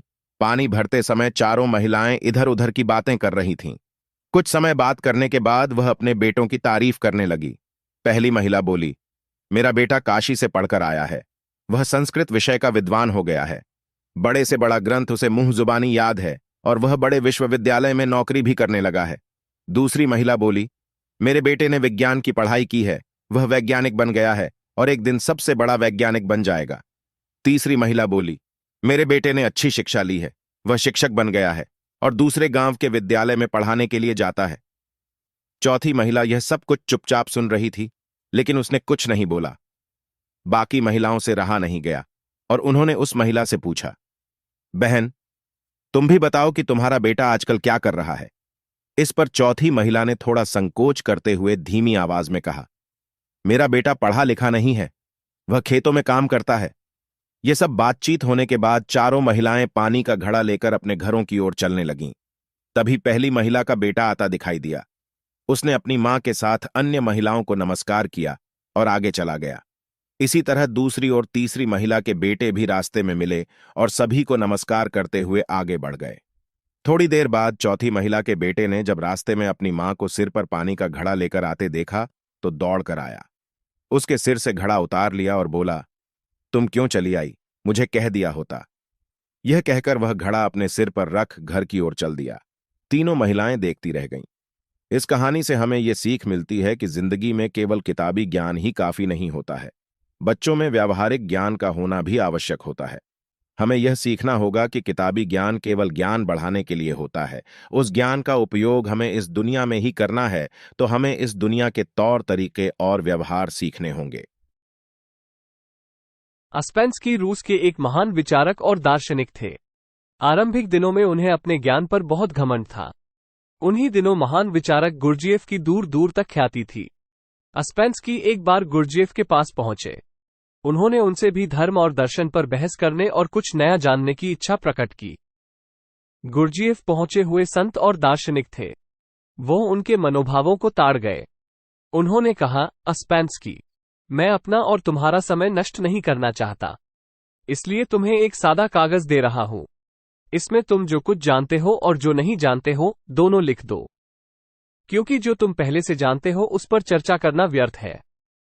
जो तुम नहीं जानते हो उसी पर चर्चा होगी। बात एकदम सीधी थी, लेकिन अस्पेंस्की के लिए अपने ज्ञान और अज्ञानता की स्थिति को व्यक्त करना बड़ा कठिन काम था। वो उलझन में पड़ गए। उन्हें ज्ञान का जितना अभिमान और अहंकार था सब चकनाचूर हो गया। अस्पेंस्की सोचने लगे कि वो क्या नहीं जानते हैं। पहले कुछ विषय दिमाग में आए, फिर कुछ और, फिर और गहराई से सोचा तो और ज्यादा विषय प्रकट हुए। अंत में उन्हें लगा कि वे किसी विषय में गहराई से कुछ नहीं जानते।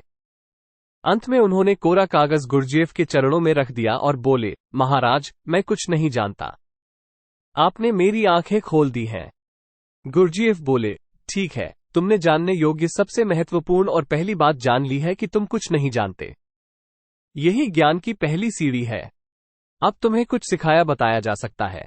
अस्पेंस्की को समझ आ गया कि ज्ञान अनंत है, सीमाहीन है। हर व्यक्ति को सदैव सीखने के लिए तैयार रहना चाहिए। कभी यह घमंड नहीं करना चाहिए कि मैं सब जानता हूं। अहंकार अज्ञानता का सबसे बड़ा कारण है। बाज का पुनर्जन्म। बाज लगभग 70 वर्ष जीता है, परंतु अपने जीवन के 40वें वर्ष में आते आते उसे एक महत्वपूर्ण निर्णय लेना पड़ता है। उस अवस्था में उसके शरीर के 3 प्रमुख अंग निष्प्रभावी होने लगते हैं।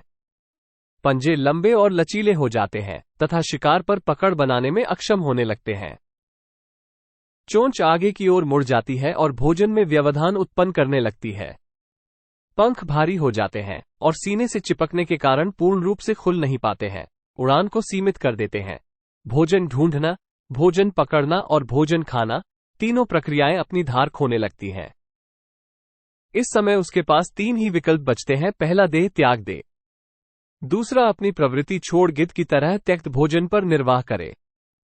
और तीसरा, या फिर स्वयं को पुनर्स्थापित करे, आकाश के निर्द्वंद एकाधिपति के रूप में। जहां पहले 2 विकल्प सरल और त्वरित हैं, अंत में बचता है तीसरा, लंबा और अत्यंत पीड़ादायी रास्ता। बाज चुनता है तीसरा रास्ता और स्वयं को पुनर्स्थापित करता है। जहां वो किसी ऊंचे पहाड़ पर जाता है, एकांत में अपना घोंसला बनाता है और तब स्वयं को पुनर्स्थापित करने की प्रक्रिया प्रारंभ करता है। सबसे पहले वह अपनी चोंच चट्टान पर मार मार कर तोड़ देता है। चोंच तोड़ने से अधिक पीड़ादायक कुछ भी नहीं है पक्षीराज के लिए, और वो प्रतीक्षा करता है चोंच के पुनः उगाने की। उसके बाद वह अपने पंजे भी उसी प्रकार तोड़ देता है और प्रतीक्षा करता है पंजों के पुनः उगाने की। नई चोंच और पंजे आने के बाद वह अपने भारी पंखों को एक एक कर नोच कर निकालता है और प्रतीक्षा करता है पंखों के पुनः उगाने की। 150 दिन की पीड़ा और प्रतीक्षा के बाद मिलती है वही भव्य और ऊंची उड़ान पहले जैसी।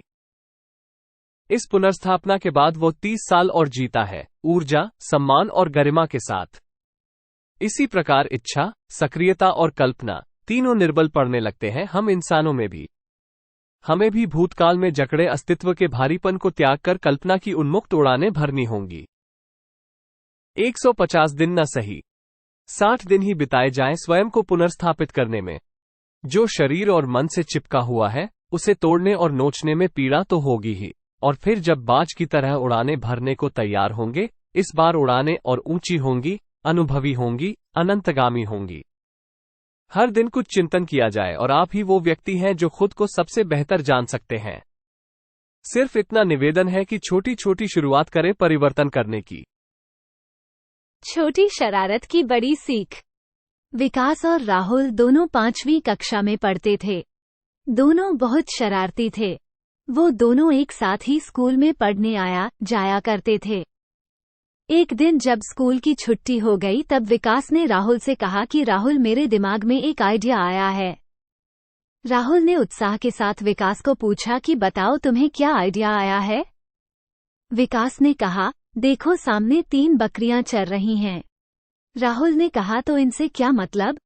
विकास ने कहा, हम दोनों आज सबसे अंत में स्कूल से निकलेंगे और जाने से पहले इन तीनों बकरियों को पकड़कर स्कूल में छोड़ देंगे। कल जब स्कूल खुलेगा तब सभी बकरियों को खोजने में अपना समय बर्बाद करेंगे और इस तरह से हमें पढ़ाई नहीं करनी पड़ेगी। राहुल ने कहा, अरे नहीं भाई, ऐसा कुछ भी नहीं होगा, क्योंकि इतनी बड़ी बकरियां खोजना कोई कठिन काम नहीं होता है। सभी मिलकर कुछ ही समय में इन तीनों बकरियों को ढूंढ लेंगे और थोड़े ही समय में सब कुछ सामान्य हो जाएगा। विकास ने कहा, अरे वे बकरियां आसानी से नहीं ढूंढ पाएंगे, बस तुम देखते जाओ मैं क्या करता हूँ। राहुल ने कहा, अच्छा ठीक है, मैं देखता हूँ। दोनों छुट्टी के बाद भी पढ़ाई के बहाने अपने क्लास में बैठे रहते हैं और जब सारे लोग स्कूल में से चले गए तब ये दोनों उन तीनों बकरियों को पकड़कर क्लास में ले आए। इसके बाद विकास ने इन तीनों बकरियों पर सफेद रंग से नंबर लिख दिए। विकास ने पहली बकरी पर नंबर 1 लिख दिया, दूसरी बकरी पर नंबर 2 लिखा और तीसरी बकरी पर 4 नंबर लिख दिया। तभी राहुल ने उससे पूछा कि विकास, तुमने तीसरी बकरी पर नंबर 4 क्यों लिखा? विकास ने कहा, अरे दोस्त, यही तो आइडिया है मेरा। राहुल ने कहा, अरे तुम बताओ, आखिर तुम्हारे दिमाग में क्या चल रहा है? मुझे कुछ समझ में नहीं आया। विकास ने कहा, कल सभी तीसरे नंबर की बकरी ढूंढने में पूरा दिन निकाल देंगे और तीसरे नंबर की कोई बकरी है ही नहीं, इसलिए वो उन लोगों को कभी मिलेगी ही नहीं। अगले दिन दोनों दोस्त समय से कुछ पहले ही स्कूल में पहुंच जाते हैं। थोड़ी देर में स्कूल के अंदर बकरियों के होने के कारण बहुत ज्यादा शोर मच जाता है। सभी लोग चिल्ला रहे थे। तभी किसी ने कहा कि ये पहले, दूसरे और चौथे नंबर की बकरियां तो आसानी से मिल गई, लेकिन ये तीसरे नंबर की बकरी पता नहीं कहां पर है। सभी लोग उस तीसरे नंबर की बकरी को ढूंढने लगते हैं। स्कूल का सारा स्टाफ उस तीसरे नंबर की बकरी को ढूंढने का बहुत प्रयास करता है, किंतु किसी को भी तीसरे नंबर की बकरी नहीं मिलती है, क्योंकि तीसरे नंबर की कोई बकरी थी ही नहीं। स्कूल में सभी परेशान हो जाते हैं, लेकिन विकास और राहुल बहुत खुश होते हैं। विकास ने राहुल से कहा, देखा ना तुमने, मेरा आइडिया काम कर गया। राहुल ने कहा, हाँ भाई, तेरा आइडिया काम कर गया। इस कहानी को पढ़ने के बाद हमारे चेहरे पर हल्की सी मुस्कान आना स्वाभाविक है, किंतु हमें इस कहानी से जो संदेश मिलता है वो भी समझना जरूरी है। जिंदगी में हम भी कई बार तीसरी बकरी को ढूंढने के चक्कर में अपना समय बर्बाद कर देते हैं, किंतु वो हमें मिलती ही नहीं है, क्योंकि वो वास्तविक में होती ही नहीं है। हम सभी को ऐसी लाइफ चाहिए जो परफेक्ट हो और जिसमें कोई भी प्रॉब्लम ना हो, किंतु वास्तव में ऐसी लाइफ होती ही नहीं है। सभी को ऐसा लाइफ पार्टनर चाहिए जो उसे पूरी तरह से समझ पाए और कभी भी उनके बीच अनबन ना हो, किंतु वास्तव में ऐसा कोई होता ही नहीं है। सभी को ऐसी जॉब चाहिए जिसमें सब कुछ अच्छा हो और कोई भी टेंशन ना हो, किंतु वास्तव में ऐसी कोई जॉब होती ही नहीं है। इससे हमें ये सीख मिलती है कि हमें हर वक्त किसी भी चीज के लिए परेशान होने की कोई जरूरत नहीं है। ऐसा भी हो सकता है कि हम जिस चीज के लिए परेशान हो रहे हैं और जिस चीज की तलाश कर रहे हैं वो चीज वास्तव में हो ही ना। किसान की घड़ी। एक दिन की बात है, एक किसान अपने खेत के पास स्थित अनाज की कोठी में काम कर रहा था। काम के दौरान उसकी घड़ी कहीं खो गई। वो घड़ी उसके पिता द्वारा उसे उपहार में दी गई थी। इस कारण उससे उसका भावनात्मक लगाव था। उसने वो घड़ी ढूंढने की बहुत कोशिश की।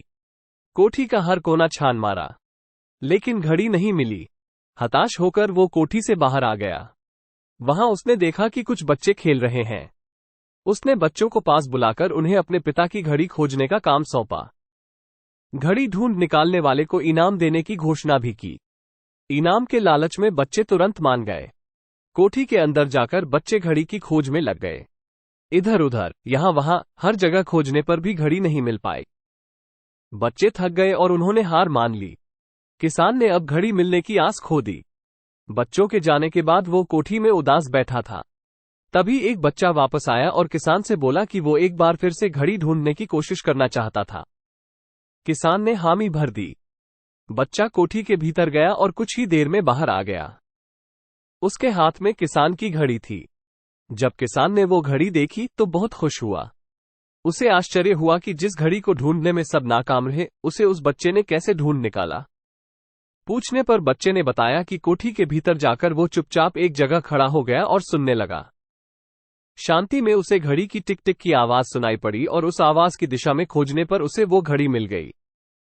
किसान ने बच्चे को शाबाशी दी और इनाम देकर विदा किया। शिक्षा शांति हमारे मन और मस्तिष्क को एकाग्र करती है और यह एकाग्र मन स्थिति जीवन की दिशा निर्धारित करने में सहायक है। इसलिए दिन भर में कुछ समय हमें अवश्य निकलना चाहिए जब हम शांति से बैठकर मनन कर सकें। अन्यथा शोरगुल भरी इस दुनिया में हम उलझ कर रह जाएंगे।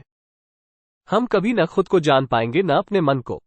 बस दुनिया की भेड़ चाल में चलते चले जाएंगे।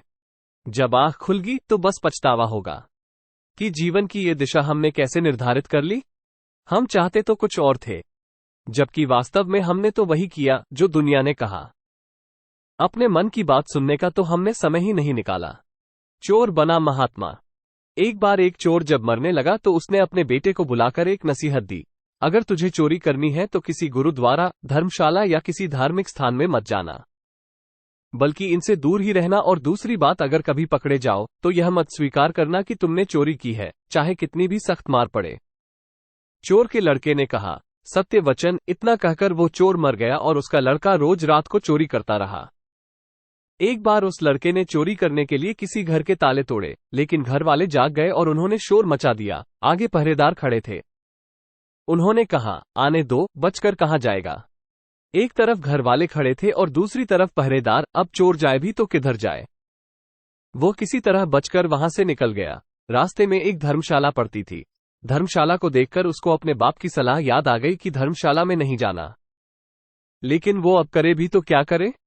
उसने यह सही मौका देखकर वो धर्मशाला में चला गया, जहां सत्संग हो रहा था।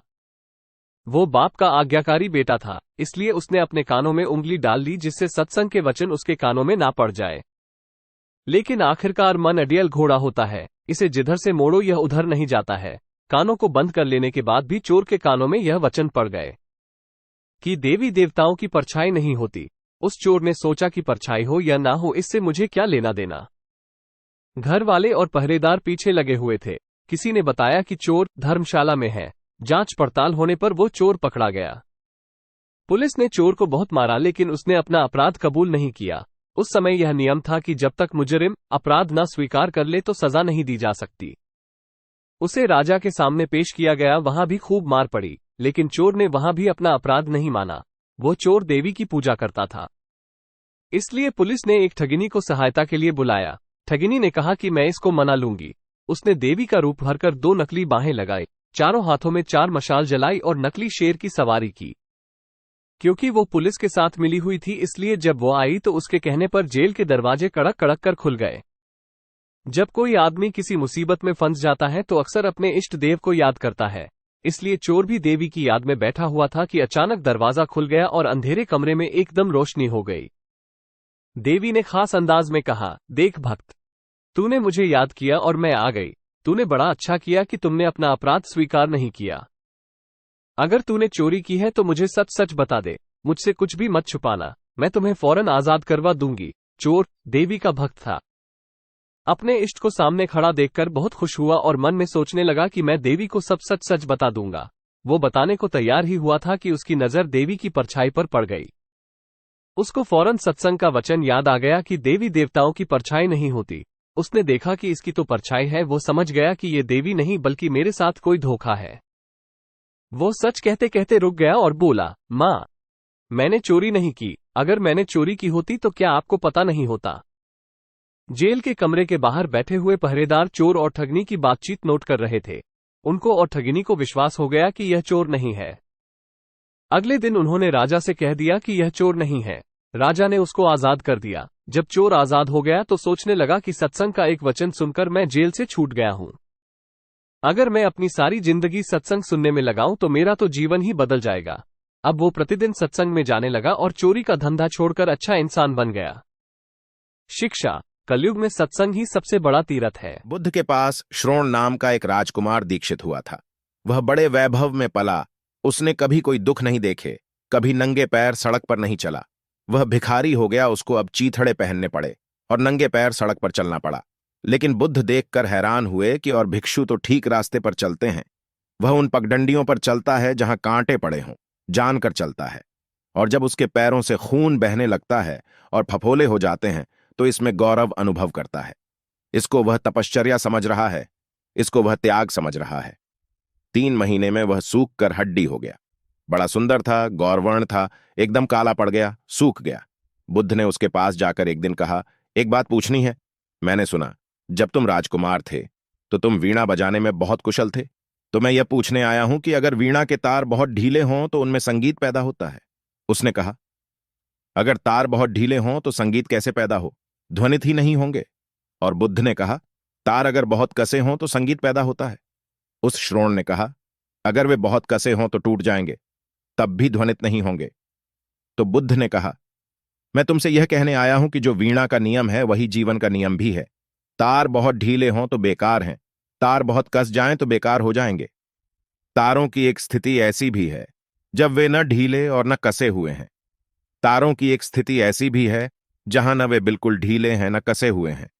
वही स्थिति जहां न तुम उन्हें ढीले कह सको और न कसे कह सको, वहीं उनमें संगीत पैदा होता है। और जीवन में भी संगीत वहीं पैदा होता है जहां संतुलन होता है। जहां इस तरफ और उस तरफ आप अति पर नहीं निकल जाते हैं। एक राजा का जन्मदिन था। सुबह जब वह घूमने निकला तो उसने तय किया कि वह रास्ते में मिलने वाले सबसे पहले व्यक्ति को आज पूरी तरह से खुश व संतुष्ट करेगा। उसे एक भिखारी मिला। भिखारी ने राजा से भीख मांगी तो राजा ने भिखारी की तरफ एक तांबे का सिक्का उछाल दिया। सिक्का भिखारी के हाथ से छूटकर नाली में जा गिरा। भिखारी नाली में हाथ डालकर तांबे का सिक्का ढूंढने लगा। राजा ने उसे बुलाकर दूसरा तांबे का सिक्का दे दिया। भिखारी ने खुश होकर वह सिक्का अपनी जेब में रख लिया और वापस जाकर नाली में गिरा सिक्का ढूंढने लगा। राजा को लगा कि भिखारी बहुत गरीब है। उसने भिखारी को फिर बुलाया और चांदी का एक सिक्का दिया। भिखारी ने राजा की जय जयकार करते हुए चांदी का सिक्का रख लिया और फिर नाली में तांबे वाला सिक्का ढूंढने लगा। राजा ने उसे फिर बुलाया और अब भिखारी को एक सोने का सिक्का दिया। भिखारी खुशी से झूम उठा और वापस भागकर अपना हाथ नाली की तरफ बढ़ाने लगा। राजा को बहुत बुरा लगा। उसे खुद से तय की गई बात याद आ गई कि पहले मिलने वाले व्यक्ति को आज खुश एवं संतुष्ट करना है। उसने भिखारी को फिर से बुलाया और कहा कि मैं तुम्हें अपना आधा राजपाट देता हूं, अब तो खुश व संतुष्ट हो जाओ। भिखारी बोला, सरकार, मैं तो खुश और संतुष्ट तभी हो सकूंगा जब नाली में गिरा हुआ तांबे का सिक्का भी मुझे मिल जाएगा। हमारा हाल भी उस भिखारी जैसा ही है। हमें परमात्मा ने मानव रूपी अनमोल खजाना दिया है और हम उसे भूलकर संसार रूपी नाली में तांबे के सिक्के निकालने के लिए जीवन गंवाते जा रहे हैं। इस अनमोल मानव जीवन का हम सही इस्तेमाल करें, हमारा जीवन धन्य हो जाएगा। एक कंजूस सेठ था। वह रोजाना एक ही पाजामा पहनकर दुकान पर जाता था। पाजामा काफी पुराना हो गया था और जगह जगह से फट गया था। घर वालों और परिचितों के बार बार कहने पर उसने बड़ी हिम्मत करके अपने लिए एक नया पाजामा सिलवाया। घर आकर जब उसने पाजामा पहना तो वह 4 अंगुल बड़ा था। सेठ अपनी पत्नी के पास आया और बोला कि यह पाजामा 4 अंगुल बड़ा है, इसे काट कर छोटा कर दो। पत्नी ने कहा कि मैं अभी रसोई में काम कर रही हूं, बाद में करूंगी। वह पाजामा लेकर अपनी पुत्रवधू के पास गया और उससे भी यही कहा। वह बोली कि मैं अभी घर की साफ सफाई कर रही हूं। सेठ बेटी के पास पहुंचा तो वह भी पढ़ाई में व्यस्त थी। उसने भी उसे टाल दिया। सेठ पुराना पाजामा पहनकर ही दुकान चला गया। उसके जाने के बाद जब सेठानी काम से फारिग हुई तो उसे याद आया कि उसके पति ने पाजामा 4 अंगुल छोटा करने को कहा था। अतः उसने पाजामे को काटकर ठीक कर दिया। कुछ देर बाद उसकी पुत्रवधू का काम भी खत्म हो गया। उसे भी ससुर जी के पजामे को काटकर 4 अंगुल छोटा करन याद था। उसने भी कर दिया। इसके बाद बारी थी बेटी की।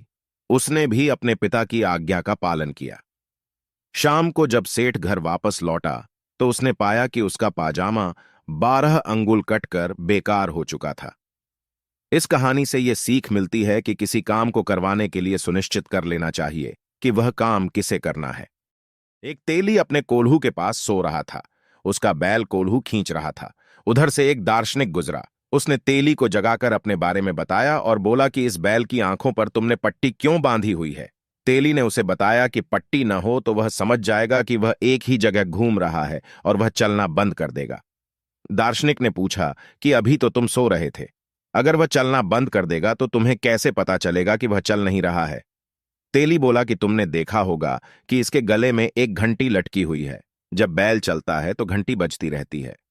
जब घंटी बजनी बंद हो जाती है तो मैं समझ जाता हूं कि यह रुक गया है और मैं इसे कोंच देता हूं। दार्शनिक बोला कि यह भी तो संभव है कि वह एक ही जगह खड़ा हो जाए और अपनी गर्दन हिलाकर घंटी बजाता रहे। इस पर तेली ने झुंझलाकर कहा कि यह ऐसा नहीं करेगा। दार्शनिक ने पूछा कि तुम दावे के साथ कैसे कह सकते हो कि वह ऐसा नहीं करेगा। इस पर तेली बोला कि यह बैल है, दार्शनिक नहीं, जो इतनी धूर्तता उसके दिमाग में आए। इस कहानी का सार यह है कि अनावश्यक विषयों पर बहस करके हम अपना ही सम्मान कम करते हैं। चंद्रगुप्त मौर्य के महामंत्री चाणक्य प्रतिभावान तो थे लेकिन बदसूरत थे। एक बार चंद्रगुप्त ने उनसे मजाक किया, महामंत्री जी, कितना अच्छा होता कि आप प्रतिभावान होने के साथ साथ सुंदर भी होते। प्रत्युत्तर चाणक्य के स्थान पर महारानी ने दिया। बोली, महाराज, रूप तो मात्र मृग तृष्णा है। वस्तुतः किसी भी व्यक्ति का सम्मान उसके रूप के कारण नहीं बल्कि उसकी प्रतिभा के कारण ही किया जाता है। महारानी, आप तो रूप की प्रतिमूर्ति हैं। क्या कोई ऐसा भी उदाहरण है कि गुण के आगे रूप का कोई महत्व न हो? चंद्रगुप्त ने पूछा। इस बार चाणक्य बोले, महाराज, आप एक की बात करते हैं, ऐसे तो अनेक उदाहरण हैं। लीजिए, आप पहले शीतल जल पीजिए। चाणक्य ने चंद्रगुप्त की ओर 2 गिलास क्रमशः बढ़ा दिए और पूछा, महाराज, आपको कौन से गिलास का पानी अच्छा लगा? पहले गिलास में स्वर्ण कलश का पानी था और दूसरे गिलास में मिट्टी से निर्मित मटके का। चंद्रगुप्त बोले, मुझे तो मिट्टी से निर्मित मटके का पानी शीतल व सुस्वादु लगा, उसे पीने से मैं तृप्त हो गया। स्वर्ण कलश का पानी तो पीने योग्य भी नहीं था, लेकिन विवशता थी कि मुझे वही पानी पीने को दिया गया, अतः न चाहते हुए भी मुझे पीना पड़ा। महारानी ने मुस्कुराते हुए कहा, महाराज, प्रधानमंत्री जी ने बुद्धि कौशल से आपके प्रश्न का उत्तर दे दिया है। स्वर्ण निर्मित कलश देखने में तो सुंदर लगता है, लेकिन उसका जल पीने योग्य नहीं होता। दूसरी ओर मिट्टी से बना मटका देखने में भले सुंदर न लगे, लेकिन उसका पानी शीतल व सुस्वादु होता है। अब आप ही निर्णय करें कि सुंदरता व प्रतिभा में से कौन बड़ा है। एक युवक ने अपने जीवन में सफलता प्राप्त करने का दृढ़ संकल्प किया था। बड़ी लगन और धैर्य के साथ उसने MA तक की शिक्षा प्राप्त की थी। शिक्षा की समाप्ति के बाद उसने नौकरी खोजना प्रारंभ किया ताकि पारिवारिक जिम्मेदारी का निर्वाह हो सके। इतनी अच्छी शिक्षा प्राप्त करने के बाद भी यह उसका दुर्भाग्य था कि उसे कहीं काम नहीं मिला। नौकरी की तलाश में जगह जगह भटका, खूब प्रयास किए, किंतु हर स्थान से उसे निराशा ही प्राप्त होती थी। अच्छी बात यह थी कि युवक ने मात्र किताबी शिक्षा ग्रहण नहीं की थी, अपितु जीवन में धैर्य कैसे रखा जा सकता है, इसके सूत्र भी उसने हृदयंगम किए थे। आशावादी बनकर वह हर परिस्थिति का सामना करने लगा और उसकी खोज लगातार जारी रही। इस कार्य में उसका आत्मविश्वास उसे बल देता था। फिर तो जहां चाह की इतनी उत्कृष्टता हो, वहां राह को 7 समंदर पार करके भी आना पड़ता है। एक दिन वह काम की तलाश करता हुआ एक बंगले पर पहुंचा जो बहुत बड़े व्यापारी का था। युवक ने सोचा, इस व्यापारी के पास कई काम हो सकते हैं। जिस समय वह उनके घर पहुंचा, उस समय वे अपनी गाड़ी में बैठकर जाने की तैयारी में थे। युवक ने व्यापारी को आदरपूर्वक नमस्कार करके प्रार्थना के स्वर में बोला, साहब, मैं काम की तलाश में आप तक पहुंचा हूं। यदि मेरे लायक आपके पास कोई काम हो तो मुझे अवश्य दिया जाए। मैं MA पास हूं। सेठ ने एक गहरी दृष्टि युवक पर डाली और उसकी उत्कंठा व मजबूरी का एहसास करते हुए बोले, एक काम करो, ये जो सामने पत्थरों का ढेर पड़ा है, इन्हें उठाकर इसी बगीचे के दूसरे कोने में रख दो। जब तुम्हारा कार्य पूर्ण हो जाए तब मुझसे ऑफिस में आकर मिलना। एक पल की देरी किए बिना वह युवक श्रमपूर्वक कार्य में जुट गया। एक एक करके उसने वे सारे पत्थर उठाने प्रारंभ कर दिए। बड़ी लगन और कड़ी मेहनत के साथ उसने व्यापारी द्वारा बताए गए स्थान पर वे सारे पत्थर रख दिए। लगभग 4 घंटे में उसका यह कार्य पूर्ण हो गया। तब वह कार्यालय पहुंचा और कार्य पूरा हो जाने की सूचना दी। व्यापारी ने युवक को बुलाकर पूछा, यह काम हो गया, क्या तुम और भी काम करना चाहते हो? उसने विनम्र स्वर में कहा, जी, मैं काम करना चाहता हूं। व्यापारी ने उसके साहस और धैर्य की परीक्षा लेने के लिए कहा, अब तुम उन पत्थरों को उसी स्थान पर रख दो जहां से उठाए थे। व्यापारी का आदेश पाकर युवक पुनः व्यापारी के बंगले पर आया और पूरे उत्साह के साथ काम करने लग गया। उसका लक्ष्य मात्र एक निष्ठता से काम करना था। काम क्या है, कैसा है, इस ओर उसका तनिक भी ध्यान नहीं था। वह पूर्ण लगन के साथ कार्य में जुट गया। शाम तक वह काम पूरा हुआ और वह ऑफिस पहुंचा। व्यापारी ने मुस्कुराते हुए कहा, यदि और काम करना चाहते हो तो कल आ जाना। इतना कहकर व्यापारी ने उसे 100 रुपये दिए। दूसरे दिन भी ठीक वही कहानी दोहराई गई। आज भी युवक को उन्होंने वही काम बताया और उसने उसी धीरज से काम पूरा किया। चाहे काम का कोई सिर पैर उसे समझ में नहीं आ रहा था, फिर भी वह प्रसन्नतापूर्वक परिश्रम करता रहा। सायंकाल व्यापारी ने पूछा, क्या और काम करना चाहते हो? उसने कहा, जी, मैं निरंतर काम करना चाहता हूं। श्रम करना मेरे जीवन का लक्ष्य है, अतः मैं हर परिस्थिति में काम करने को तैयार हूं। उसके यहां कहने पर व्यापारी ने कहा, क्या यही काम करोगे? उसने कहा, जो आप बताओगे वही करूंगा। यदि आप ये काम दोबारा बताओगे तो मुझे उसे भी पूरे उत्साह के साथ करने में कोई आपत्ति नहीं है। इतना सुनते ही व्यापारी ने कुर्सी से उठकर युवक की पीठ थपथपाते हुए कहा, शाबाश बेटे, मैं तुम्हारे धैर्य की परीक्षा ले रहा था। कल से तुम मेरे ऑफिस के मैनेजर नियुक्त किए जाते हो। यह सुनकर उसके चेहरे पर मुस्कुराहट फैल गई। उसका रोम रोम हर्षित हो गया और वह अनिमेष दृष्टि से व्यापारी की आंखों में झांकता हुआ उनके चरणों में झुक गया। युवक बड़ी प्रसन्नता के साथ घर पहुंचकर पत्नी से सारी बात बताकर अंत में बोला, धैर्य का फल मीठा।